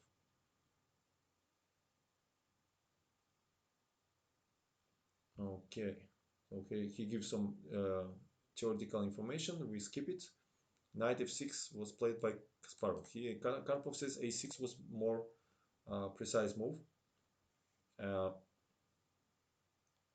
Knight 5 c3, and then later bishop will come here, knight here. Okay, this is also theoretical nuances. We don't need it. Knight f6 was played, and knight 1 c3 played by Karpov. A6 and knight a3. So we see that after c4 e4, white has a stable advantage in the space in the center. Yes, so reduce this pawn, reducing the chances of b5 or d5. Sometimes white retreats to d4, but it's more easy to play d5. Yes, he gives some games here, so we skip it. Bishop e7 was played by uh, Kasparov here. And Karpov says for the second match, what they played in 1985, Kasparov here prepared surprise d5, and he won the beautiful game, if you remember. and it was a very beautiful victory in 16th game of the match and very important. But Karpov says that this gambit of Kasparov was refuted after the match. Okay, so bishop e7 this time, bishop e2, castle, castle, and b6. So how it calls by English? Hedgehog, I think, yes, the correct name, Yojik. So we see that black has passive position in the center, but very solid same time. And it's always not so easy for white to break through. But let's see what happens. Hedgehog, yeah. So bishop e3 was played by Karpov, aiming this weakness here, and at the same time develop. He says that this position could be considered like tabia of these variations. Ninja, hello man. Hmm. Uh, so perspectives of the sides, it's depends of if black will be allowed to play b5 or d5. If they can do it, black will breathe freely. But if not, they have a big risk to get in under pressure.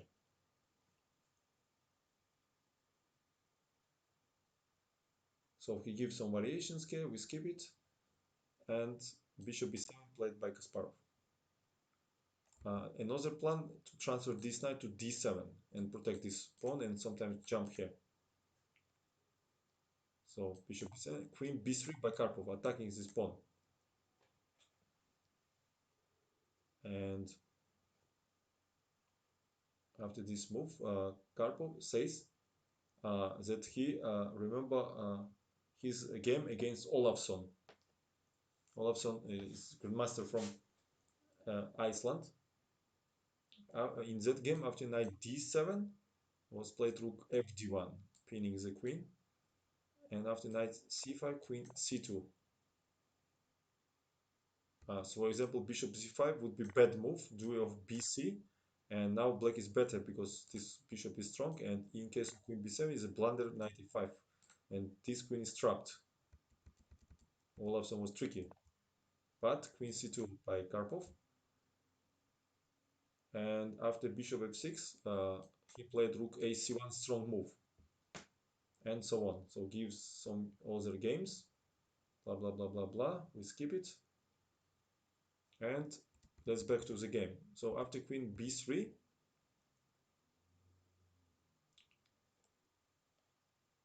he played Kasparov instead of knight d7 like Olafsson. He played knight a5. This was a surprise, attacking the queen and attacking this pawn.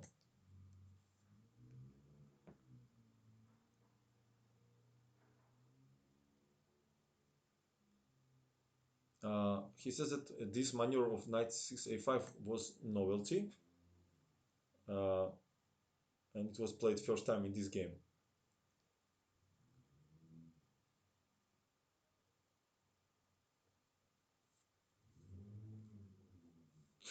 And the point that he says that his coach Zaitsev, after he played game against Olafsson, he commented this position, and said that in case of knight a5, there is a queen b6 move, knight e4, knight e4, bishop e4, queen d8, bishop d8, rook a d1, and white has advantage. So his coach knows this move,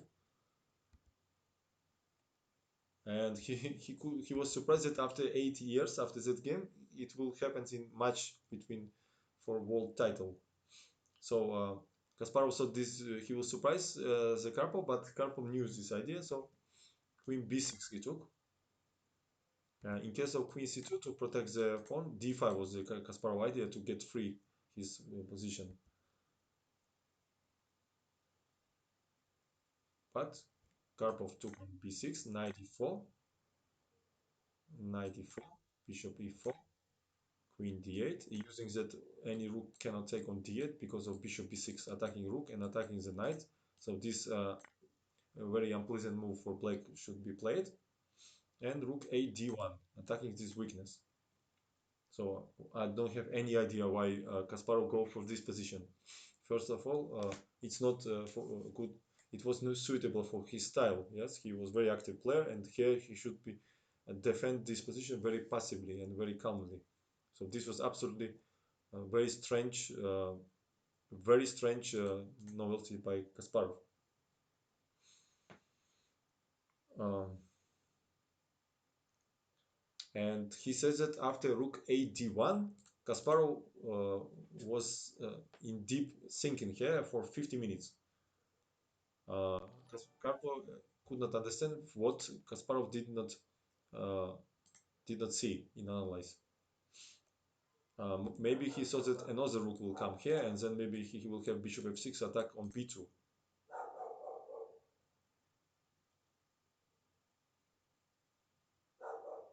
And after rook d1, Kasparov played d5 and lost very quickly here.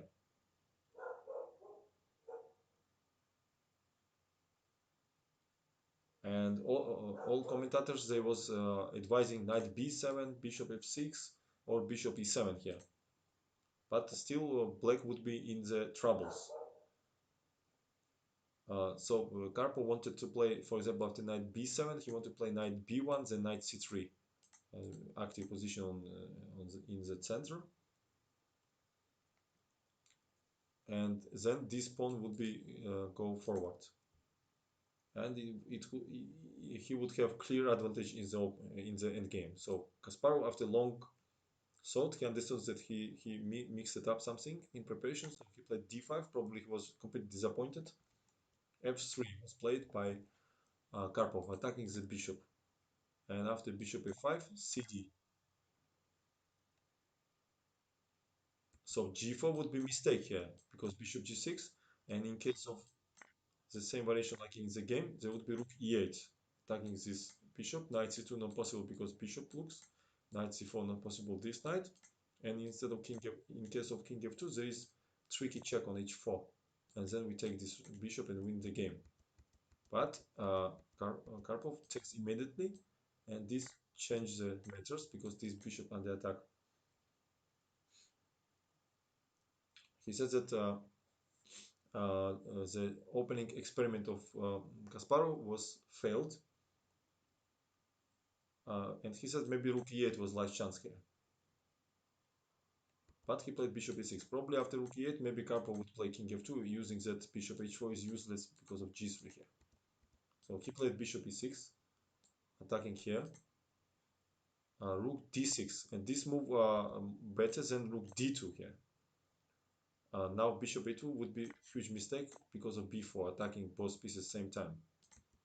But bishop e7 would be strong, putting pressure on this side. And after bishop e7, for example, rook a1, there would be exchange, and knight c4. And black can hold this position. But rook d6 was played after bishop e6, attacking here. And bishop a2, probably decisive mistake by Kasparov. It shows that he could not play, did not show resistance defense because he was complete disappointment because he in the opening he prepared novelty and Karpov rigged it so well and he was so disappointed, I'm sure. Uh, Bishop e7 also was leading for tough position after rook a6, bishop a3, ba, knight c4, rook a8, rook a8. So far, white has pair of bishops and two pawns up, but one will fall down probably. But still it's winning after bishop c5, knight a3, and rook c1 strong move using tactically defense because bishop a2 leads to bishop a3, rook a3, and then rook c8 mate. Otherwise, it's an extremely bad position for black. For example, after rook c1, if h6, bishop d3 strong move, trapping this knight, and same time, same idea. If you take, then it will be mate because this bishop looks also to h7 square.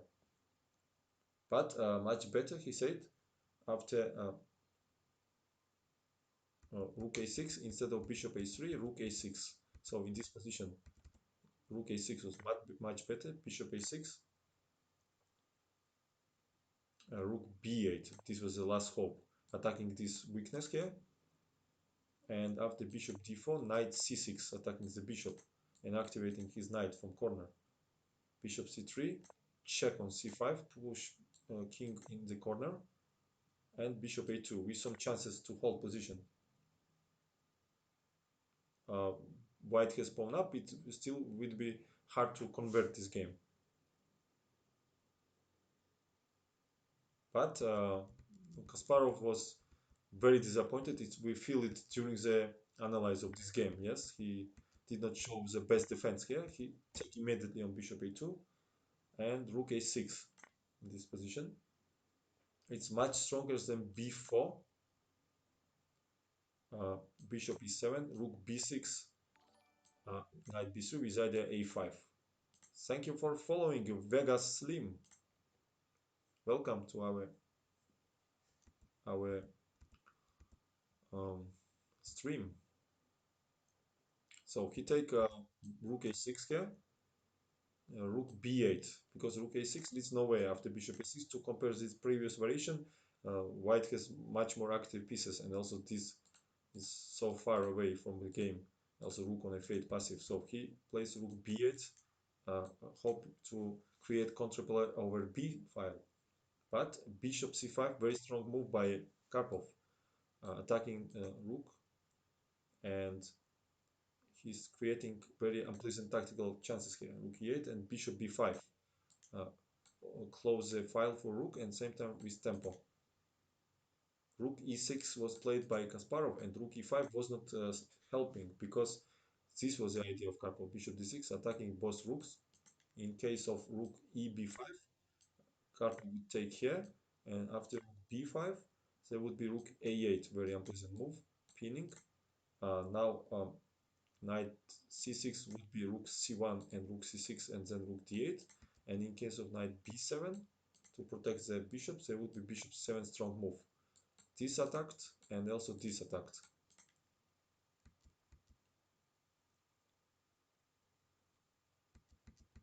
In case of rook b5 in this position, there would be knight b5, and after bishop c4 attacking both pieces, there would be knight d6 strong move, and after bishop f1, not knight e8, because well, suddenly after bishop h6, white is loses game, but king f1, and white has simply pawn up and active position, so rook a8, next move.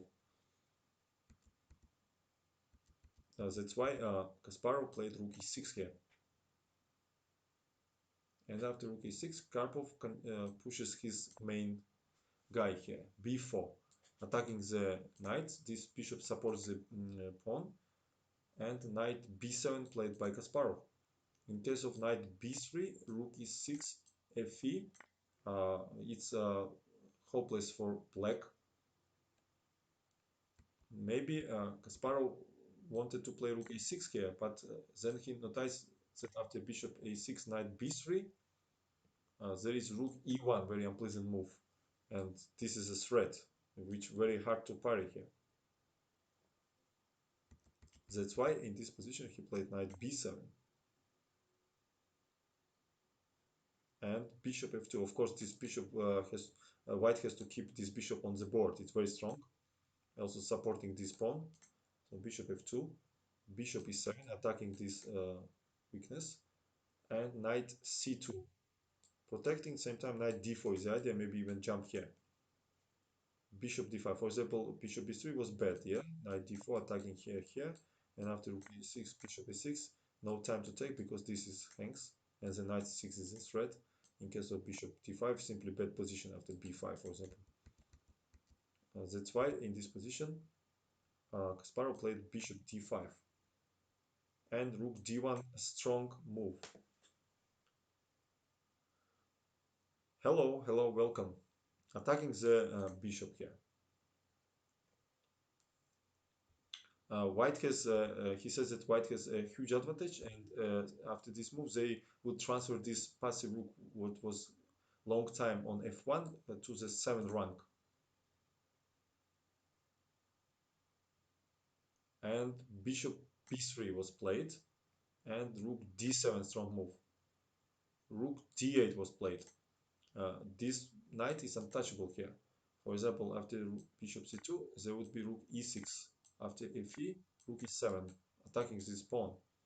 And after knight d6, attacking bishop and controlling e8 square, there would be bishop d7, very strong move. We see that these bishops and rook completely destroy black position. And after rook b4, John Compton, hello man. After rook b4, there would be bishop c5, opening space for king, attacking both pieces here. And after rook b1, king f2, it's winning for white because this knight hangs. It cannot go anywhere. After knight e5, there will be check here. In case of king h8, there is a mate on e8. After this, mate in 2. So this was like example what would happen after bishop after bishop c2. That's why Kasparov played rook d8 here. Bishop, uh, no, after rook d8, rook e6 played by Karpov. Rook d7, because bishop e6 simply takes the bishop or knight. Rook d7, and rook e1 played by Karpov. Rook has to stay on 7 rank to protect the bishop. And bishop b6, black resign. What a game.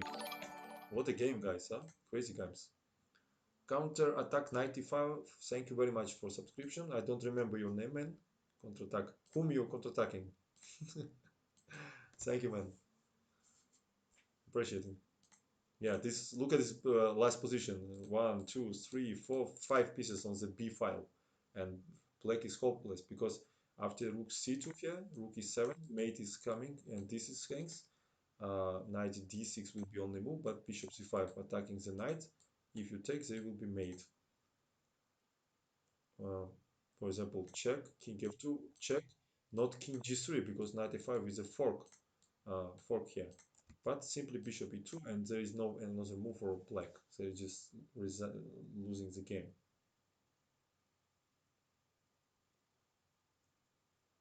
Cool game, no, guys? I like it very much.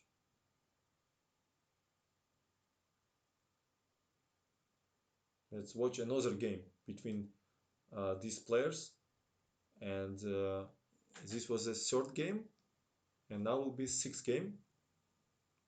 Number 6 game where Karpov will be with black.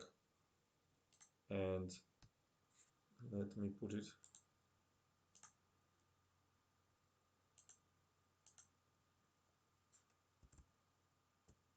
Kasparov Kari.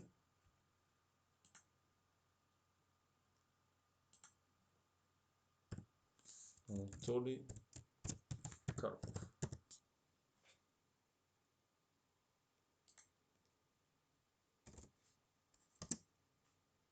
Alright, this was a 6th game, and Karpov was black.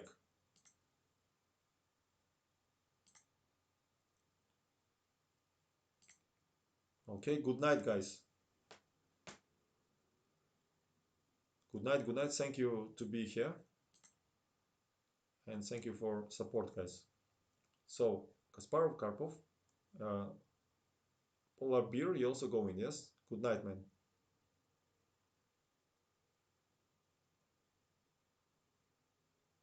So, d4 played by Kasparov, knight f6.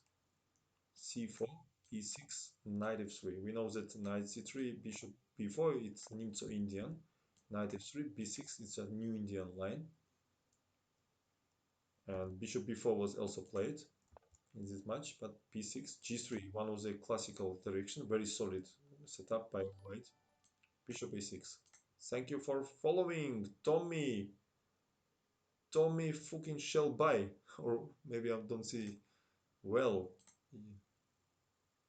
Cool name.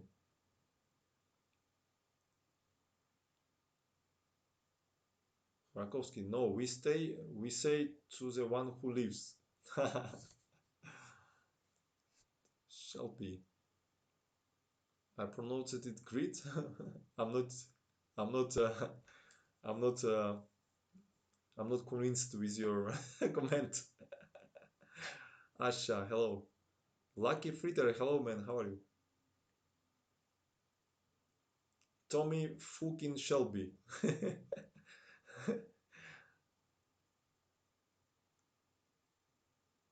No, I'm not living. Some of my best and worst games ever are as white hair. So this game confirms your evolution because Kasparov will lose this game with white. Poor you. Maybe you should skip this game. Check other streamers while I'm showing this game. Don't be cursed. Okay, so uh, another main line is bishop b7. For example, I prefer to play bishop b7, then sometimes I play bishop b7, sometimes bishop b4 leads to the main line, one of the classical. But bishop e6 there is also very popular. B3 was played, bishop b4 check.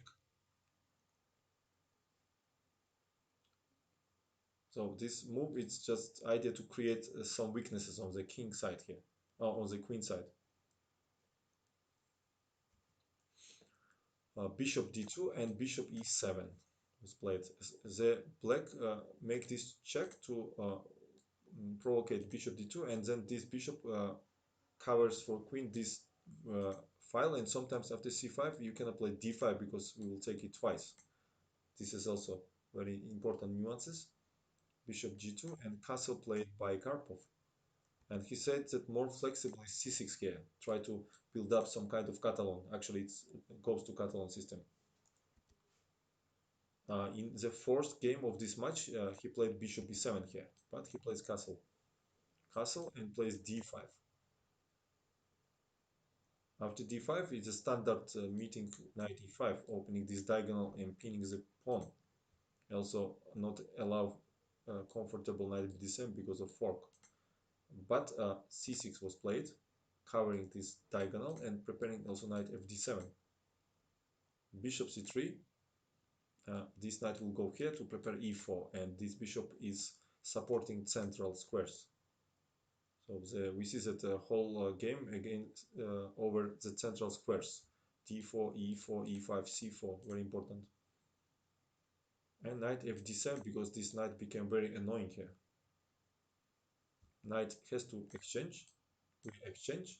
Knight d2 has to be developed, otherwise white is behind of development. Also this pawn was hanging, and they preparing e4. Rook c8 logical move. Uh, in advance put rook in case of e4 exchanges or something like c5. It's very useful. Same time, no more attack on a8 diagonal.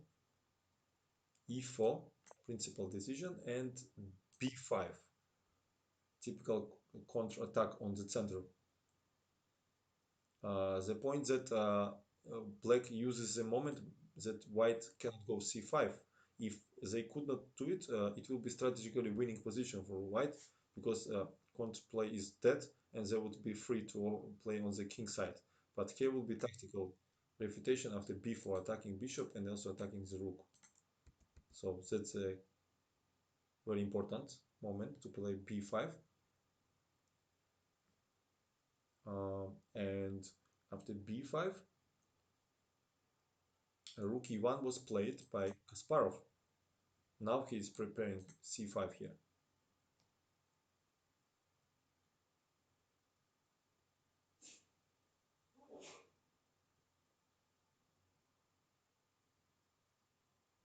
Karpov says that this variation he was playing with big pleasure with white and black both. And also he was playing against Kamsky many years later. DC was played here. He says practice shows that after d bishop e4, this leads to advantage for white. That's why black has to accept the pawn sacrifice, dc, bc, and now he played dubious move knight b6 according to Karpov. Uh, he said this move could lead to very bad circumstances. It was absolutely necessary to take this pawn, and after queen c2 or queen e4, it's very complex game. But he played knight b6 here. cb take by Kasparov, but it will remain white's initiative, but much stronger was c5. So that's why knight b6 was dubious, because c5 was very unpleasant move here. And it was played in a game versus between Karpov with white against Van der Wiel, the Dutch master in Amsterdam 1987. So 2 years later of this match. And after knight e4, queen c2 was played. So Karpov wants to play e5 and bring this knight here and will be winning position.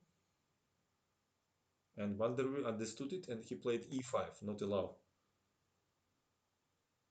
And knight b3, strong move by Karpov. Obviously, after this match, Karpov was analyzed this probably with white and he found this c5 idea.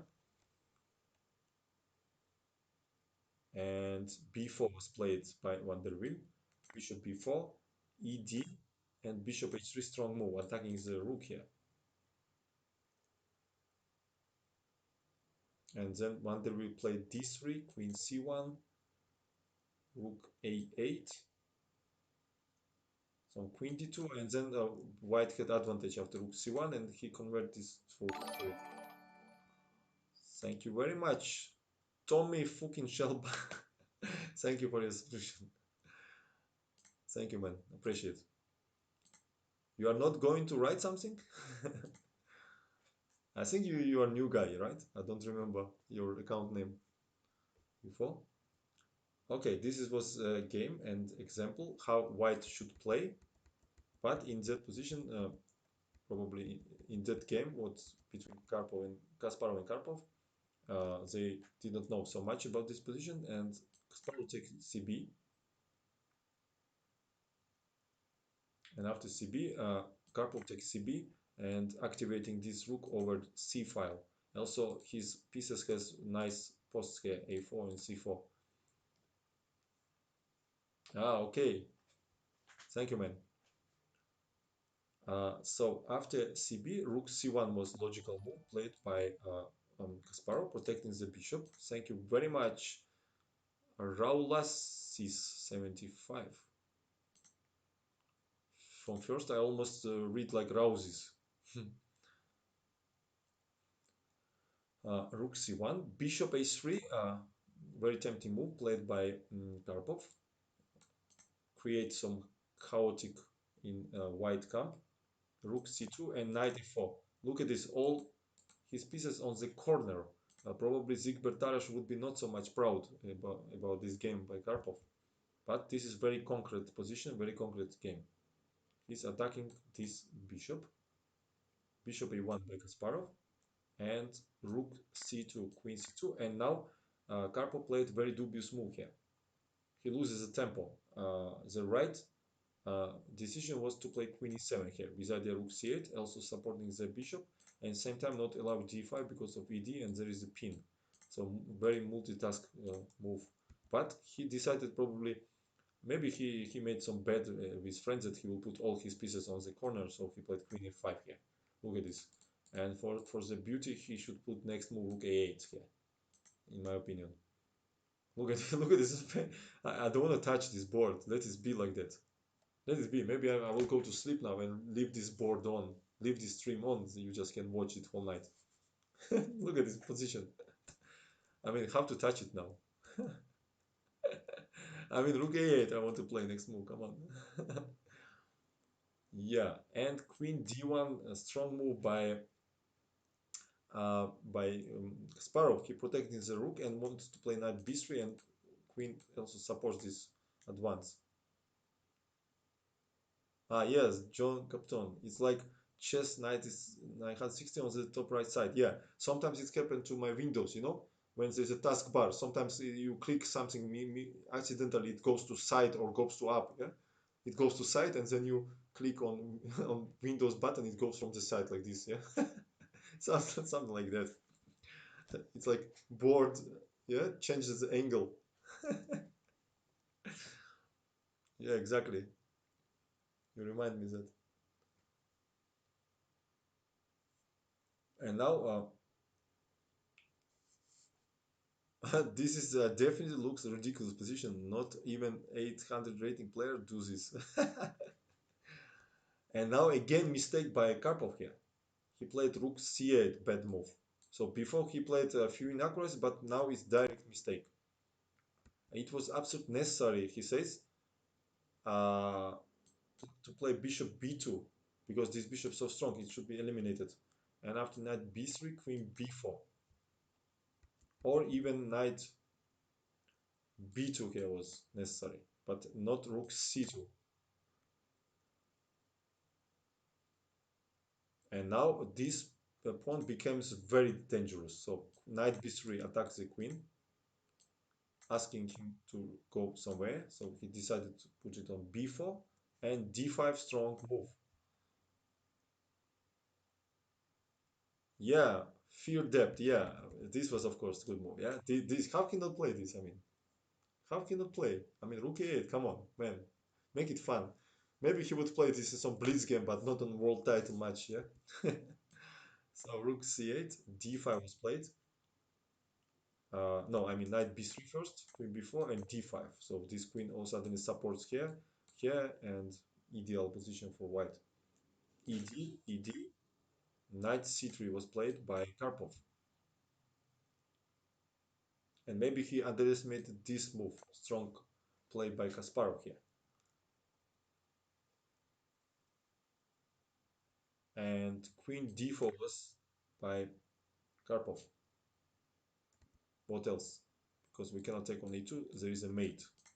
So he eliminated this, but this knight became so strong. He can jump here, he can jump here and support the pawn. And knight a2 by Karpov. He says that he understands that it will be very hard to fight against this passer, but he decided at least to have pawn up in pocket. Sometimes it's good in practical decision, practical situation.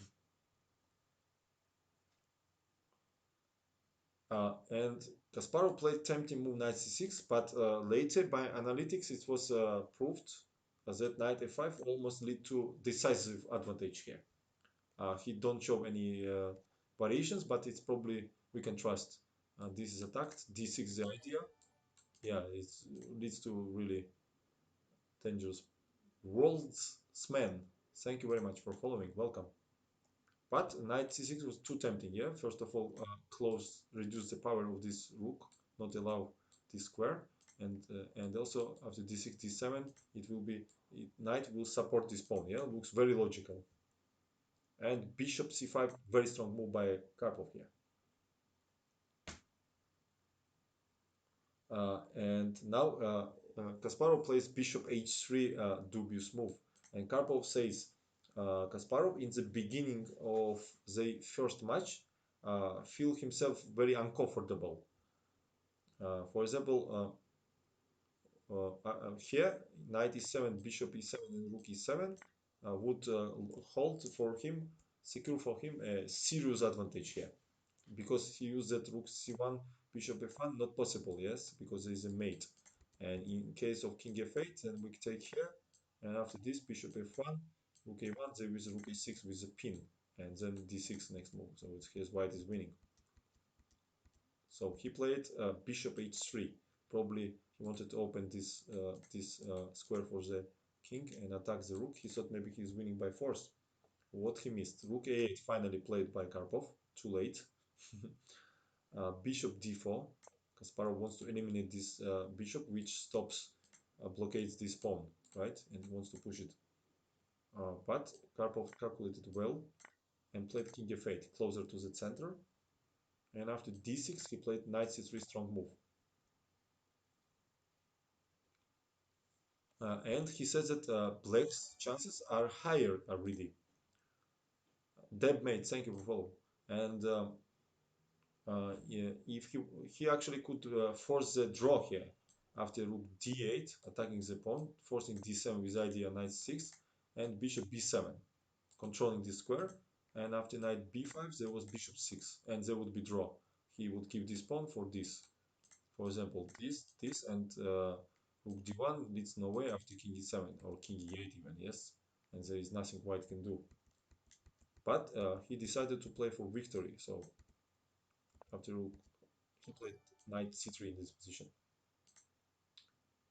Thank you for following, Sir Fred. And now Kasparov played bad move, knight c6 here. And he says that Kasparov should play for draw already here. And but probably Kasparov was very angry and disappointed on himself. He was going by inertia to the victory. So bishop g2 was strong move, rook d8, and bishop c6, protecting pawn by this idea. Also aiming d7, rook e8 mate. But bishop c8 strong move, not allowed. And after knight b5, it would go to the draw. They will exchange, and then they will trade this pawn to this. But he played in this position after knight c3, knight c6, yes, dreaming for win. But bishop b7 attacking this knight, not allowed d7. So very precise calculation by Karpov after he played this knight c3 move, we see. And Kasparov played bishop g2 here, and rook e8.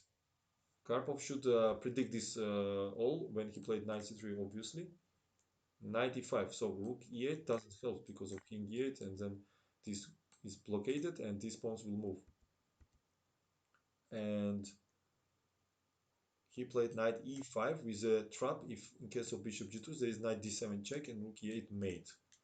So after knight e5, f6 move, we see that knight c3 leads to this fourth variation, which Karpov calculated well.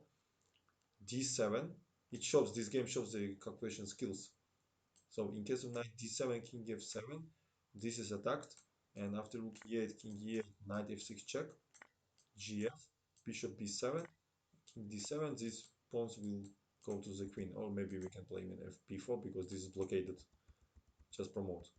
That's why after f6, uh, Kasparov played d7, attacking this rook, distracting it from this file, rook d8, but this pawn became very weak now, bishop b7, fe, and only move bishop 6. And now Karpov was in set knot. It was in time trouble. It was 37th move. Thank you for um, follow Mario B4. Um, and he missed immediately win here. He played king e7, bad move. e4 was very strong move here. And obviously we cannot take because of rook d7. And in case of rook a1, he had king e7 strong move, not b4 because rook a7, b3, rook b7 stopped this pawn. But king e7 was strong, rook a7, and king d6 attacking this bishop. Knight protects both pawns, and after rook a6 protecting the bishop, otherwise we just lost this pawn. King c7, so this rook is pinned with defense this bishop. Bishop is doesn't have moves because it has to protect this pawn, and this pawn will go. King f1, b4, and white is one tempo behind because it should be here to play king d4 and stop b3, and now it simply promotes. Yeah, this variation was winning, but he probably was in very strong uh, time trouble because of this lot of calculations. That's why he played more natural king d7 with idea king d6 and disturbed his bishop, and he missed probably bishop b5 idea here. Knight b5, rook e5 check, king d7, rook b5, and king c6. And all suddenly this position transferred us to very interesting complex rook end game where only black has chances because they have this very strong passer, especially can be supported by rook from behind and with king, and this king is still far.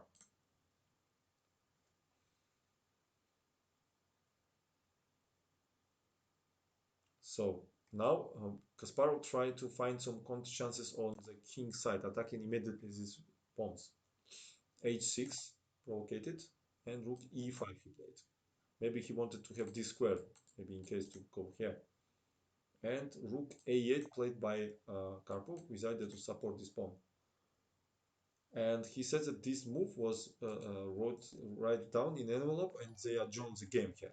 We know that it was adjourned possible in that time. Sandy Balls, thank you very much for follow. Alternative was rook d5 here. We decided to kick this out from the fifth rank and push the pawn immediately. But he decided to put it behind and start to go with this pawn. So the black has clear plan here. Push this pawn as far as possible, and then distract pieces to the queen side and uh, try to somehow penetrate to the other side of board.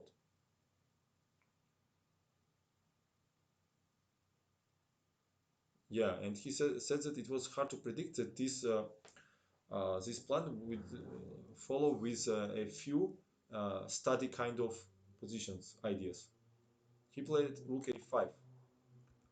Rook e6 was not helping here because of king b5 and rook e7 attacking here, and black simply sacrificed. Play a5, rook g7, play a4. We see that this pawn became so strong. And after rook b7, king a5.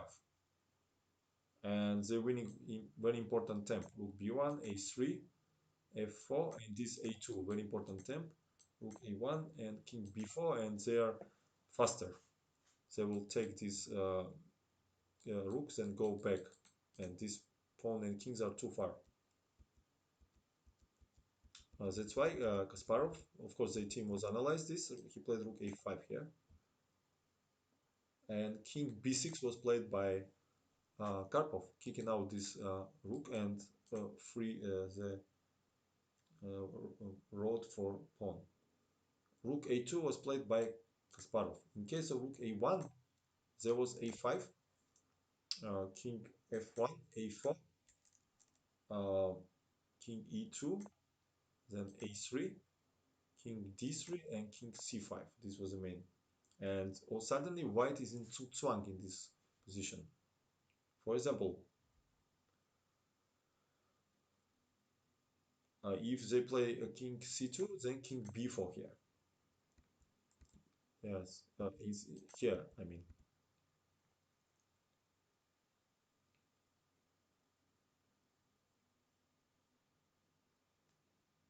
In case of king c3, then king d5 with idea to penetrate there.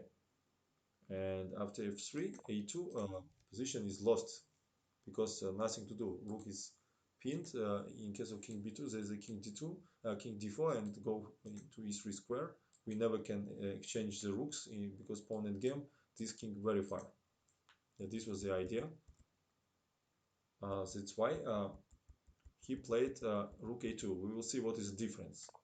Rook a2, a5, king f1, a4, king e2, king c5, king d2, a3, king c1. This was the idea. He wants to put this king behind the rook and block this pawn and activate this rook. But it doesn't help. King d4, f4 played by Kasparov. Because it's not possible to activate the rook and then block immediately. Because, for example, after rook d2 check, not king e4, because then we block. But king c3, very unpleasant move. Not allow king b1 here. And after rook c2 check, there is king b3 with either a2, a1, and it's lost position. In case of king b1 here, there would be rook b8 check strong, king a1. In case of king c1, there is rook b3. From this side, we activate the rook. So king a1, and after king e1, rook b2, very strong move. Using that, white cannot go to this endgame because of king e4, and then we eliminate these all pawns. And after rook a3, rook f2, attacking here, and after rook a6, there is not rook h2 because of rook g6 here, but very strong move rook f6 here, not allow. And after rook h2, we play g5 here. and the point that we want to go there, and after rook e7 we play rook f2, or even check first and take this pawn, and then we'll eliminate this pawn, give this, and g pawn will convert. Thank you for following. That's why Kasparov played in this game f4 in this position. King e4 by Karpov. He's going for his plan. King b1 and rook b8 check. King a1, rook b2, the same idea. Obviously we cannot exchange, it will be too far and we just take all his pawns. So rook h3 was played. Rook h2. We see that difference between these kings, yeah, is the decisive. King b1 was played, then rook d2 was played here. Cut off the king from this file. Thank you for following, guys. And after rook a6, also rook d3 was a threat. So rook a6, he wants to put it at least here, attacking here and here. And after king f5, control this square. And rook a7 he played, attacking here, but g5, strong move. And now he's totally lost position. And he played rook a6. Obviously, after fg, this pawn will fall down and this pawn will win. He played rook a6. And after rook a6, Karpov played strong move g4 here. And this move even stronger than rook h2 here, because after king c1, king g4, there was rook g6 move, pinning the king. And rook h5, king d2, king g3, there was king e3. Well, suddenly white has chances. And after g4, there was king e4. And Karpov thinks it's most probably it was draw. This pawn became a serious force here. But g4, very strong move by Karpov. Not here. I mean, in this position, g4, rook h6 you have to take, and then rook g2. And Kasparov played rook h5 check. Rook h8 doesn't helps because rook g3, rook f8 check, then would be king e4. After f5, there would be rook f3 here, attacking, and after f6, rook f4. Strong move. This is a good idea.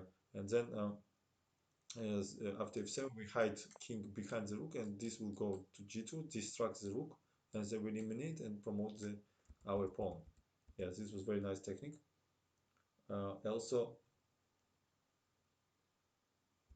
was not helping king c1 here because of rook g3, king d2, rook f3, and after king e2, king f4, rook f6, there is a king g3, and black is winning because if you go, we simply go back, then king g2, g3, and promote, and this is lost, f2.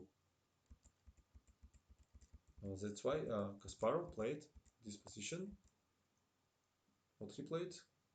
Rook h5 check. He played in this position. King e4. So Karpov plays like machine here. f5 and rook f2. King c1 played by Kasparov. Rook g5 doesn't help because king f3, f6, king g3 attacking here. Only move is rook g6 and rook f4, same motive. Or this or king f2, g3. Yeah. That's why he played. That's why he played king c1 and king f3. And he said this is the most interesting moment in the game, in this rook and game. Some commentators thought that after f6 in this position, king g3, rook h6, protecting here. Thank you for following, guys. King g2, king d1, g3, and rook g6, because king d1 will be king g1 here. So rook g6, uh,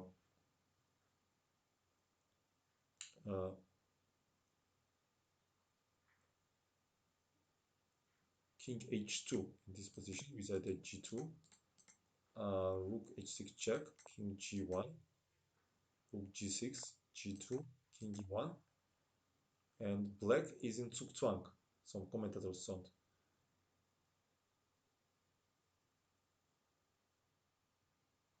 And rook f5 here, king e2, rook e5, king f3, king f1, rook g2, rook f5, king e4 leads to draw. But Dolmatov, Grandmaster Dolmatov, he found the study kind of win in this position instead of king h2 in this position after rook g6. He found rook f5 is a perfect move here. So we will see the difference. The threat is to play king f2, and we see that g2, g8, 1 you cannot stop. So king e2 is on the move, preventing king f2, and rook e5 check here. King d3 and king f3 strong move. And after king d4, probably rook f5 is understood.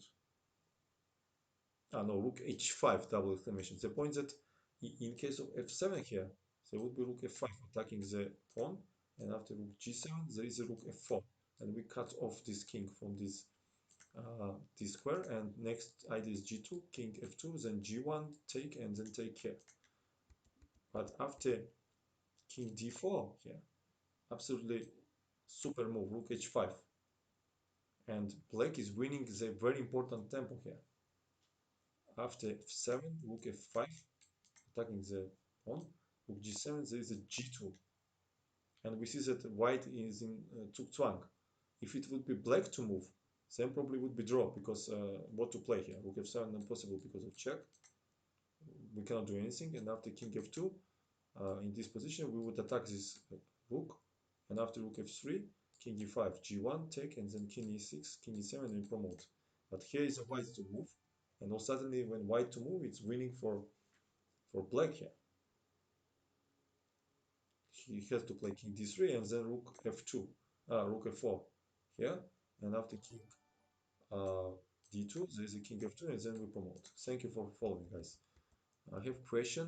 What if there is nothing to do here, really? Yes, if king c4, there's king f3, we cannot attack this rook. Yeah, crazy, crazy victory.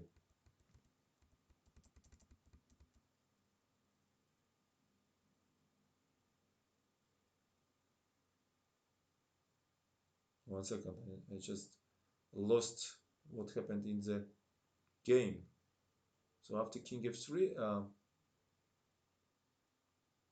yeah, instead of f6, Kasparov played king d1 here. And Karpov says that now black is converting much easier in this position. So he played king g3 here, king e1, and king g2. Crazy. One second, guys. I need to update my chat. I don't see any of your message. Again, it's stuck probably. So what a crazy end game. Incredible. So after king e1, king g2, rook g5 played by Kasparov, and g3. And the point that in that position, in analyze, it was pawn on f6 and rook was on g6. And now it's even more squares to promote. So this changes matters for black's favor. So rook h5 was played. Not better king d1 because of king h3 with either king h4. Attack the rook and take care. So that's why rook h5 was played by Kasparov, but rook f4. King e2 he played because rook e4 was idea, and then king f2, king e2. Anyway, check, king d3 and king f3 by Karpov here. F6 now loses because of rook f4. Then we stop pawn and this promotes. Rook h1 was played by Kasparov. And g2 by Karpov. Finally, this pawn moved forward, protecting this square. Rook g1 leads to totally lost position after rook f4. Then king f2. So he played rook h3 check, king g4. And after rook h8, he played rook f4, stopped his pawn. And after king e2, rook a5, he finally resigned. What a game! What a game! Thank you for following, guys. I did not see any of your messages, I'm sorry. Now, first message what I see is Arsenal writing. Hello, Arsenal, how are you?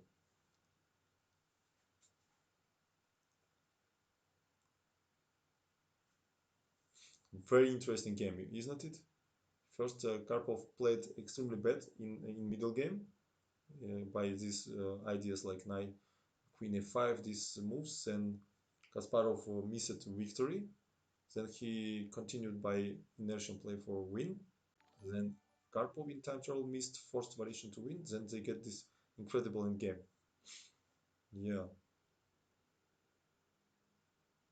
thank you for following, guys.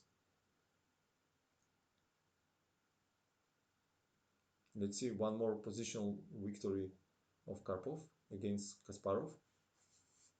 The same match, and he was white in this time.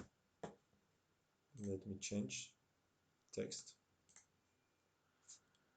Karpov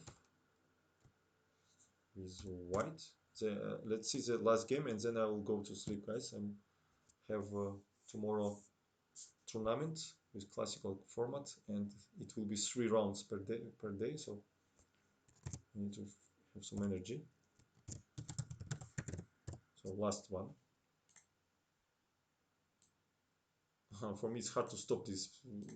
See this game, so interesting. Thank you very much for wishing me to good luck at Arsenal. Thank you, guys. So Karpov Kasparov, and this is ninth game. D4 by Karpov, T5. We see that he was playing E4 or D4. More main weapon was E4 anyway. E6. Thank you for following. Hey, nice play. Hmm. Hello, hello. Knight f3, c5, the Tarrasch system, the Kasparov, cd, ed.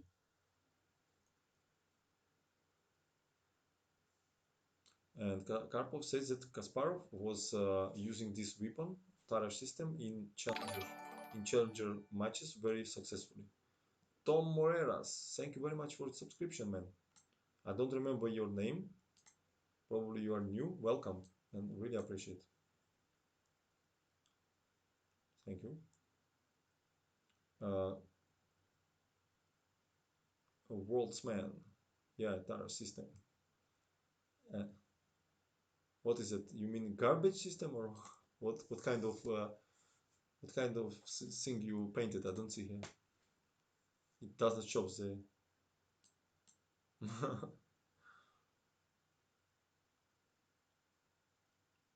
And Karpov says that he found the right ways against this system. So G3. This system with fianchetto against Tarrasch was implemented by Akiba Rubinstein with very big success, good games. Bishop G2, Bishop E7, Castle, Castle, Knight C3, Knight 6. This is a classical position of Tarrasch.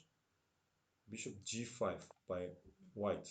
They aiming to take here or take here, and this will be under attack.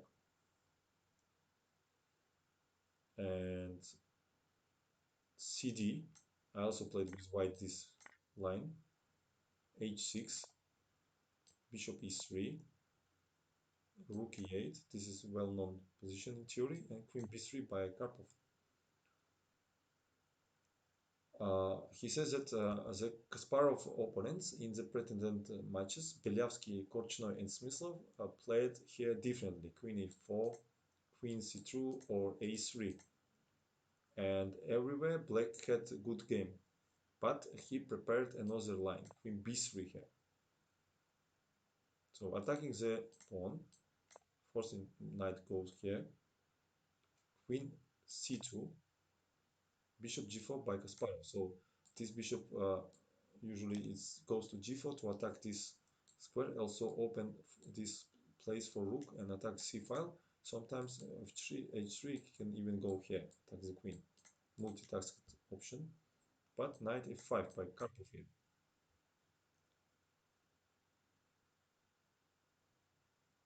He says it is better to put instantly knight on a5 than after input h3 here. And for example, h3, bishop h5, rook ad1, rook c8, pinning this knight, g4, bishop g6, and knight f5. It was recommended by that time opening encyclopedias, but he played knight e5 immediately. Rook c8 played like Kasparov.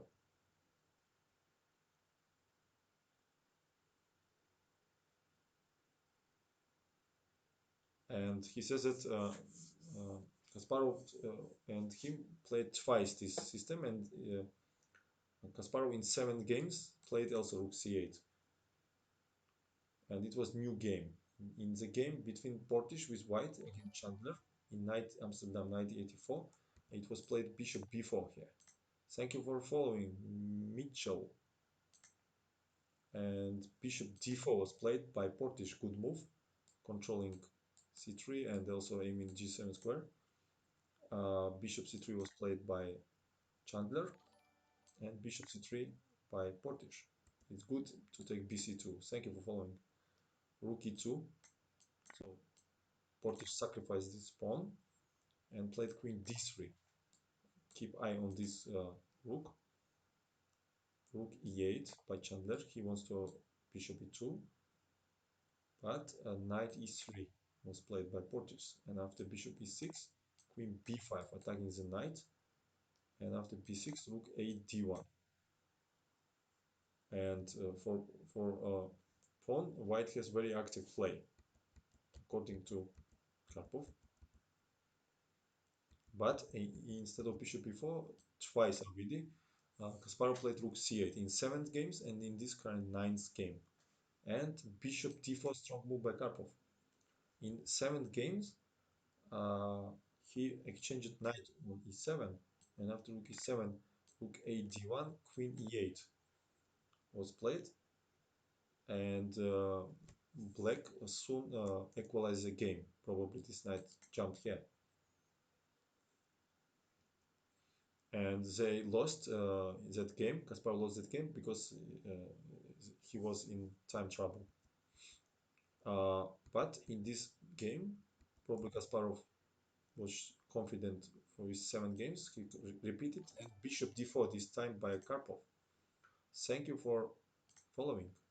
So this is very strong position for bishop. First knight was here, and now bishop, and they looking very aggressive, angry look to this pawn. Bishop c5 here. So obviously Kasparov wants to eliminate. Knight c6 probably was bad in my opinion because of knight e7, I guess. Then we change here and take this pawn. That's why he eliminated this bishop. Bishop c5, rook c5. And knight e3. Obviously Karpov prepared this. X now. I'm close friend to Gabriel Flom and Bilal Belange. Very nice. You're a French guy? Salut, salut. Nice to have you here. Welcome. Say big hello to them. 93, not only attacking here, but also looking to this bishop. Strong move.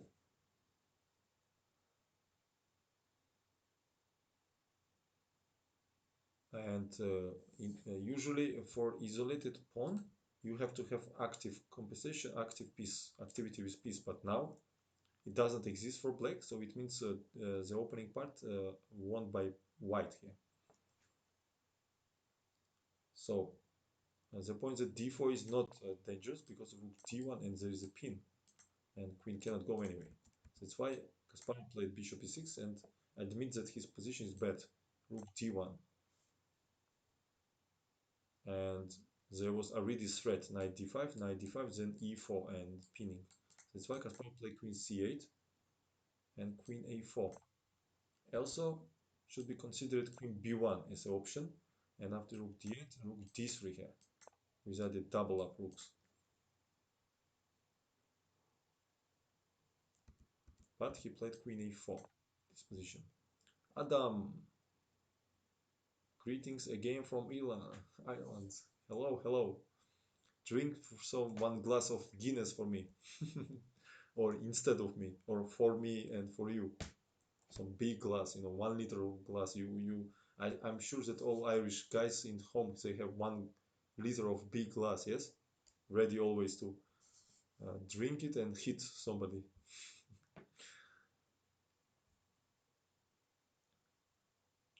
So queen a4, rook d8 was played, rook d3 with other double rooks and put enormous pressure on this pawn. A6 was played and rook fd1. So ideal position for white. They are completely ready for actions. So we see that this who knows who see position. It's like letter T. This is like letter T. Yeah, of course we are a little big strong man.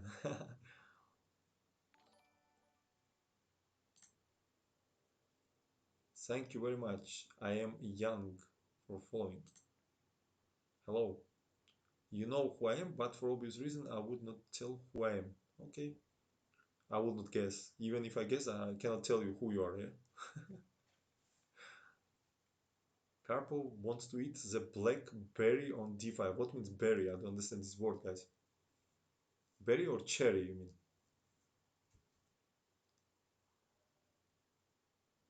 Letter T, typical for Tarrasch Queen's Gambit. Yeah. You are French grandmaster. Interesting. There is a lot of grandmasters though. For the viewers. Okay.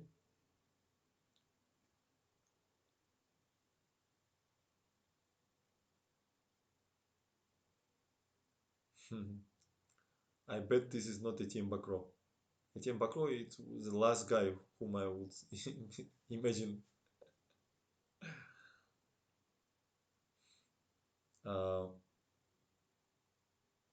so knight c4 played by Kasparov. He absolutely, I'm sure that he was completely disappointed with the result of the opening. And now Karpov take on c4.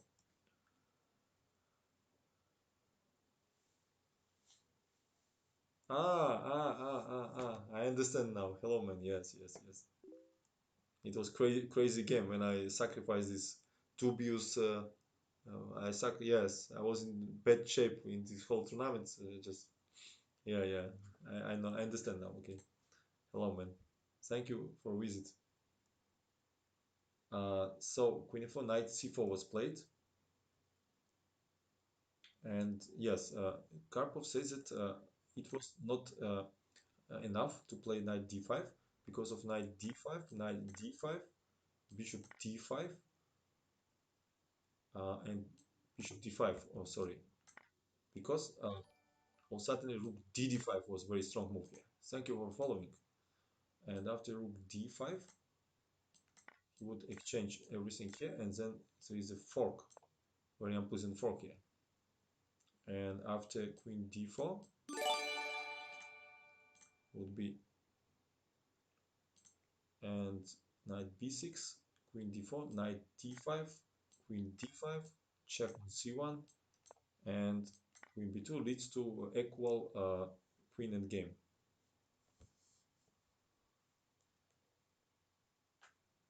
5 card draw. I'm a girl from Egypt. Interesting. So that's why Karpov did not take on d5. He takes on c4 and leave Kasparov with this weakness, permanent weakness. So he cannot take dc because rook d8. So rook c4 and queen f5. Aiming here, aiming this pawn. Very annoying. But he says that queen b3 was like more natural and probably stronger. We see that in comments, Karpov trying to be very objective. d4, for example, was queen b6. Very strong move, attacking the pawn using there's a pin, but not queen b7. The way of queen b7, bishop b7, and rook b8. and then dc is here.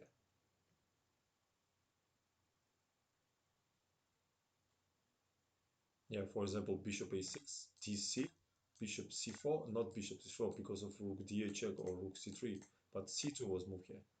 And after rook d8, then knight e8, very strong move, and now suddenly white is not so. White has to be careful here. They have to play rook c1, rook d8, and take here, and black has good chances to. I mean, it's probably drawish objectively here. Uh, so after queen b6, 1 second, where is this variation? For example, knight d7 would be rook d4 still, and using this motif. And white was winning here, so d4 would be a bad move. But he decided to play queen e5. Thank you for following.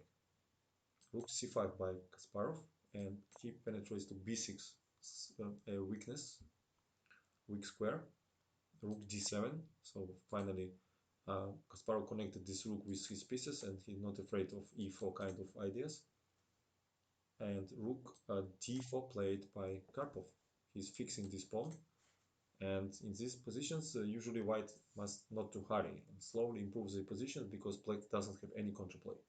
Also, these pawns are on white color. We know that we have, when we have white square bishop, it's better place them on black because this pawn also can become targets for this bishop too. Queen c7 was played by Kasparov, but exchange of queens does not make his life better.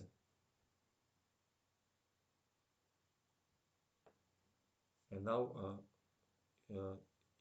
it had tactical defense because knight d5, knight d5, uh, 5 card draw. Not everybody knows about John Bartholomew incident with cheater that claimed to be girl from Egypt. Okay, 5 card draw. You just came here to discuss for some mysterious things, or what was the point? Don't do it, please. So after bishop d5, bishop d5, rook d5, and exchange d5, there will be rook c2. And after rook d8 check, king h7, rook d7, rook b2, rook f7, rook e2 leads to draw suddenly here. Thank you for following. So obviously Karpov is not forcing this variation, he slowly improves position. He plays h3, h5, probably Kasparov did not want to allow this move. a3, useful moves, even in a game sometimes this will be under attack, so we can just leave it. g6, e3, both sides are doing the maximum what they can. King g7, king h2 by Karpov, protecting this pawn. Rook c4, bishop f3. Probably Karpov idea was to not force the matters before they drawn the game. This is the difference between that age, that time period, and nowadays, because now you have to convert the game without any adjournment. b5 was played by Kasparov. I don't like this move actually, because as these pawns can become more weak.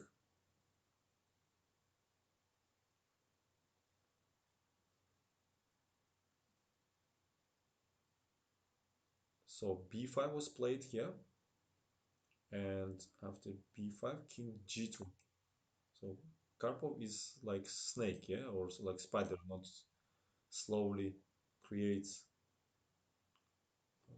I mean, build up this net for his against his opponent. So and also Mike Adams reminds me this style, yeah. He also not hurry and use these little advantages to convert. Rook c4, rook c4, probably a dc. I guess Kasparov declined because this rook would be penetrating on d6, attacking here, and after e5 there will be rook b6, and there is not bishop d7 protection because rook f6, king f6, there is a fork, as I understood. So bc is just bad move. So Kasparov take rook c4, rook d4, played by Karpov. King f8, bishop e2, rook d4, ed, and king e7 was played. So still white has positional advantage, but they need to convert it to the material. And Karpov says that more chances to equalize was knight e4 here. And after knight a2, knight d6. And in case of knight b4, there was a5. Knight c6 and knight e. What is knight e4? Knight c4 probably. No, something wrong. He's commenting. Greek give. Thank you very much for following. 94, 92, 96, 94, a5, 96, knight e4. I don't understand this move, guys. I think something wrong in book. He says 94, but this is hangs. Maybe knight c4 he mean. Attacking here. And in case of bishop c4, dc maybe. This line he means. And this bishop gives check, and this is cut it, and then this king. Yeah, maybe this line he means. But Kasparov played. He played natural move, king e7. Don't take responsibility on himself.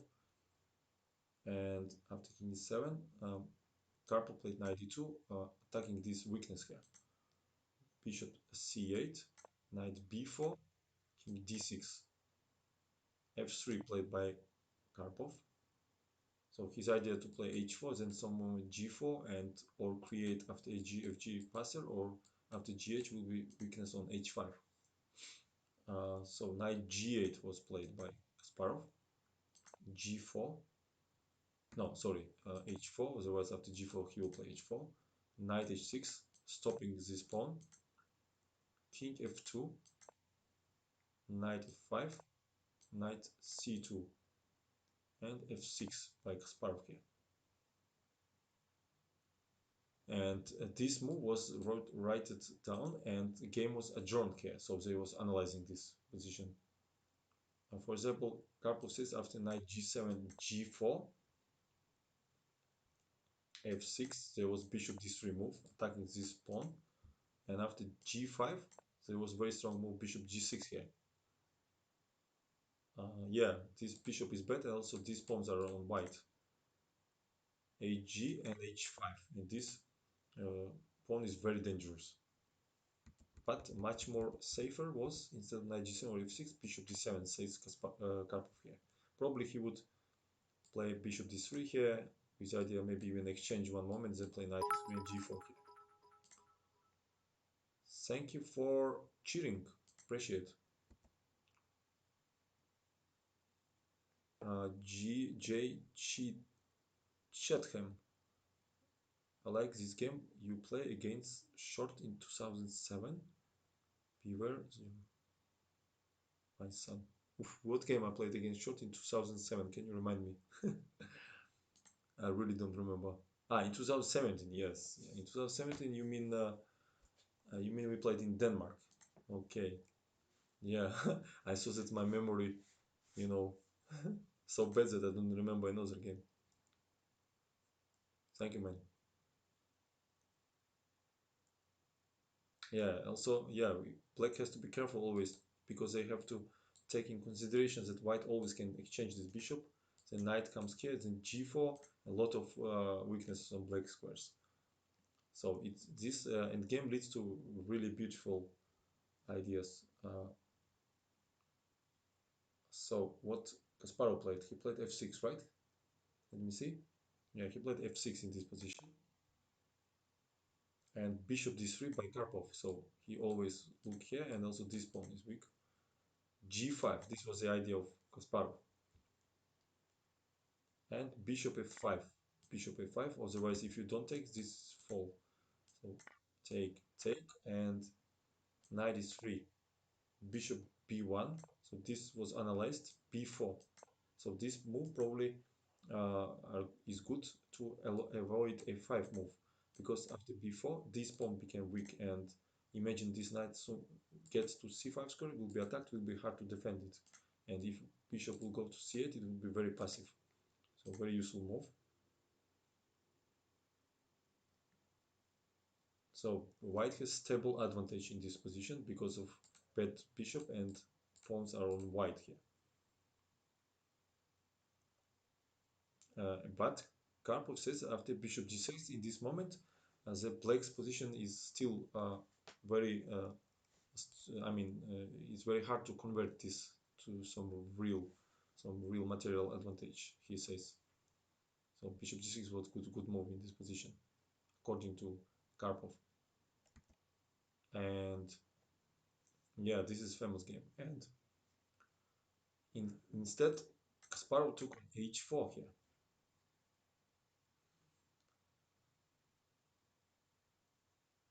And the point that the idea was good, but unfortunately, technically doesn't work for Kasparov. He says that Karpov says that this exchange would be make Black's life easier because there is not g4 break anymore. And thank you for following. Now this f4 is weak, but white cannot put both pieces in the same time on f4. For example, when knight comes to f4, this bishop goes to f7, and hard to. If king goes to f4, king goes to e6, and it would be very hard here. Thank you for following, guys. Thank you, guys. Third time, hello. Hello, hello, guys, hello. But in this position, knight g2, double exclamation mark by Karpov. This is a study kind of game. Yeah, Morfinsky, hello. Exactly. And psychologically, this kind of move was very hard to predict for Kasparov, yes, after hard defense. Um,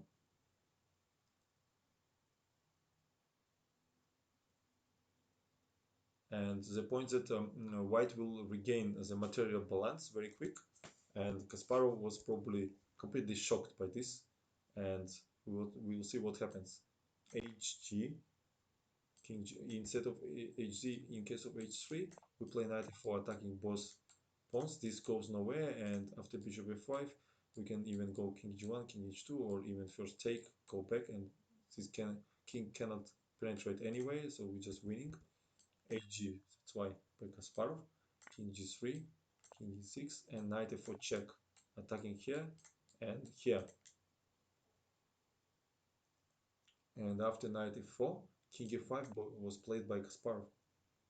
Knight h5 played by Karpov. Obviously not knight d5 because this pawn can become dangerous after king g5 is h4 idea. Knight h5. Thank you for following. And after knight h5, king e6 was played, so Kasparov has to just wait, nothing to do.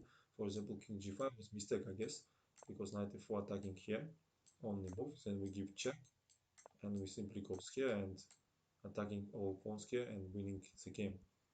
That's why he need to secure this penetration of knight here, but then this king will activate. Knight f4 check, king d6, and king g4. Probably this king wants to go from this side. And after king g4, bishop c2 was played, king h5, bishop d1 attacking here, otherwise this will go here anyway. So bishop d1, they exchange pawns now, and king e7 by Kasparov here. In case of bishop f3, king f6, uh, sooner or later black will lose this pawn. For example, idea will be like, if you play like this, let's say yes, we go knight e2. If you go here, we go here.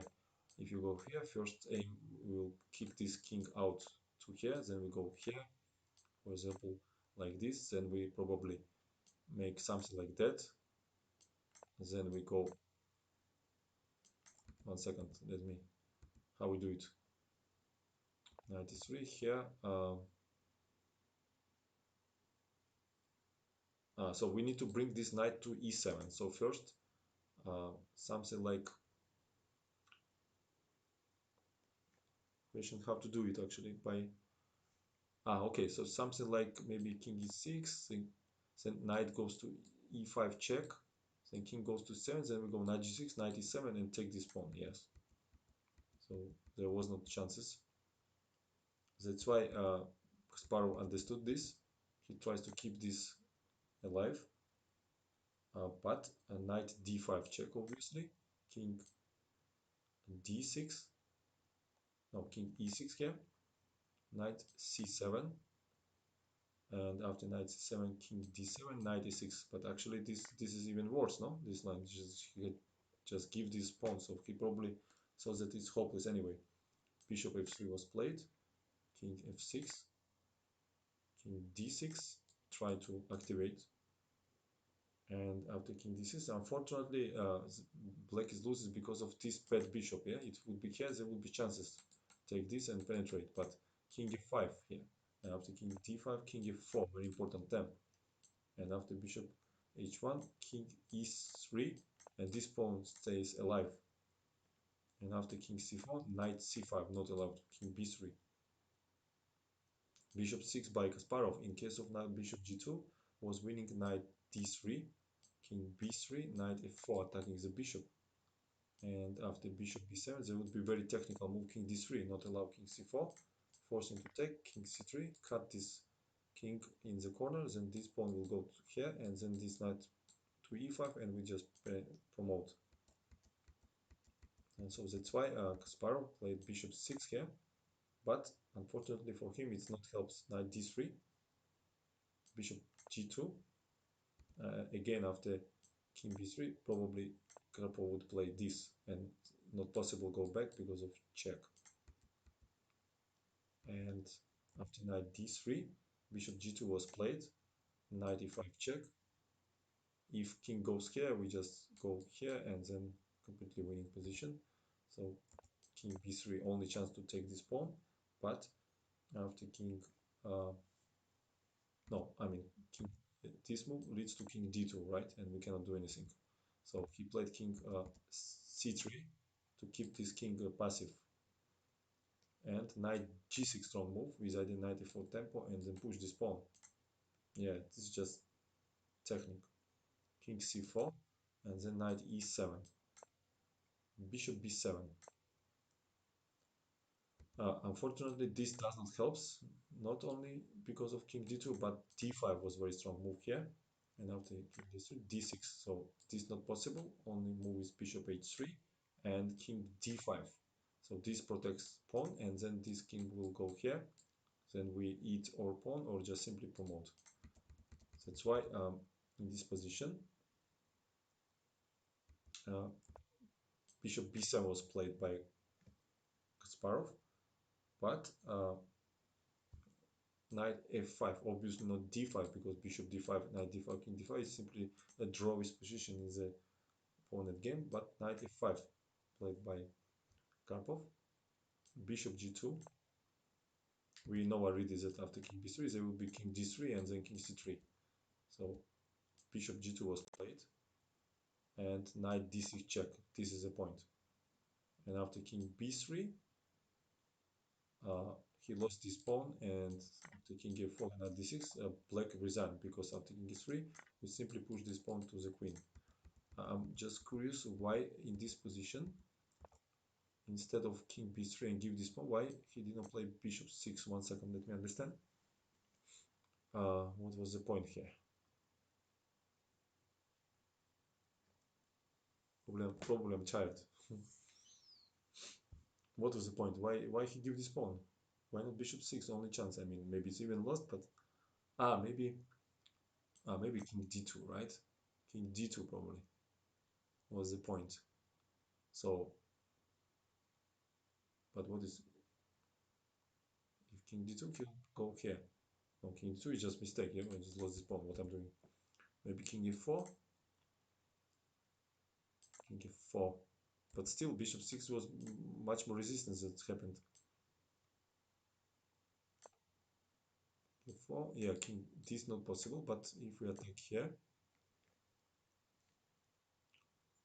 what we do here?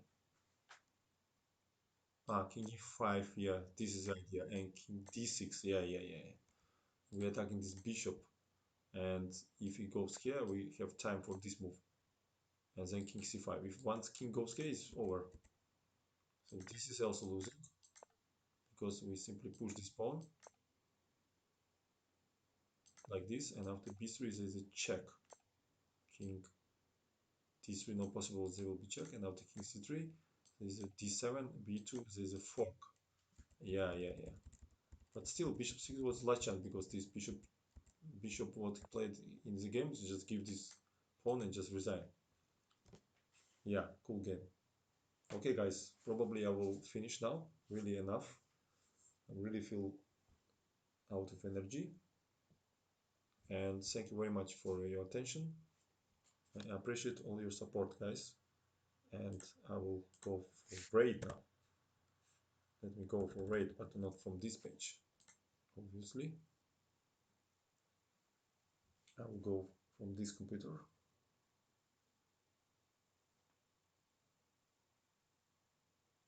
Thank you, guys.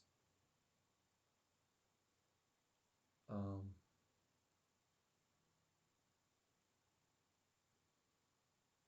thank you.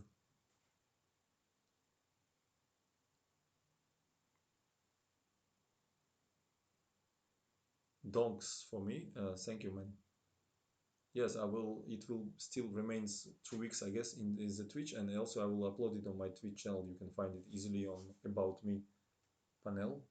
There is a links. I mean, there is a buttons where you can just go to my channel. But let me raid. Raid is always welcome.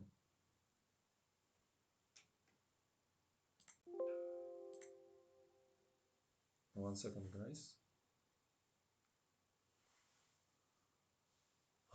Whom we have? Okay, let's rate. Why so serious? So many. Ah no, he's playing tennis. Okay, let's rate Hans Niemann. Right. Is correct that Hans Niemann became grandmaster, or it was wrong information? Let me ask. So slash rate, and how his name is written, Hans Niemann, double N. Hans Niemann. Let's go for it.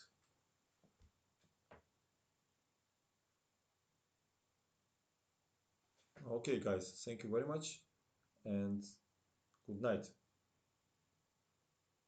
Good night to everybody.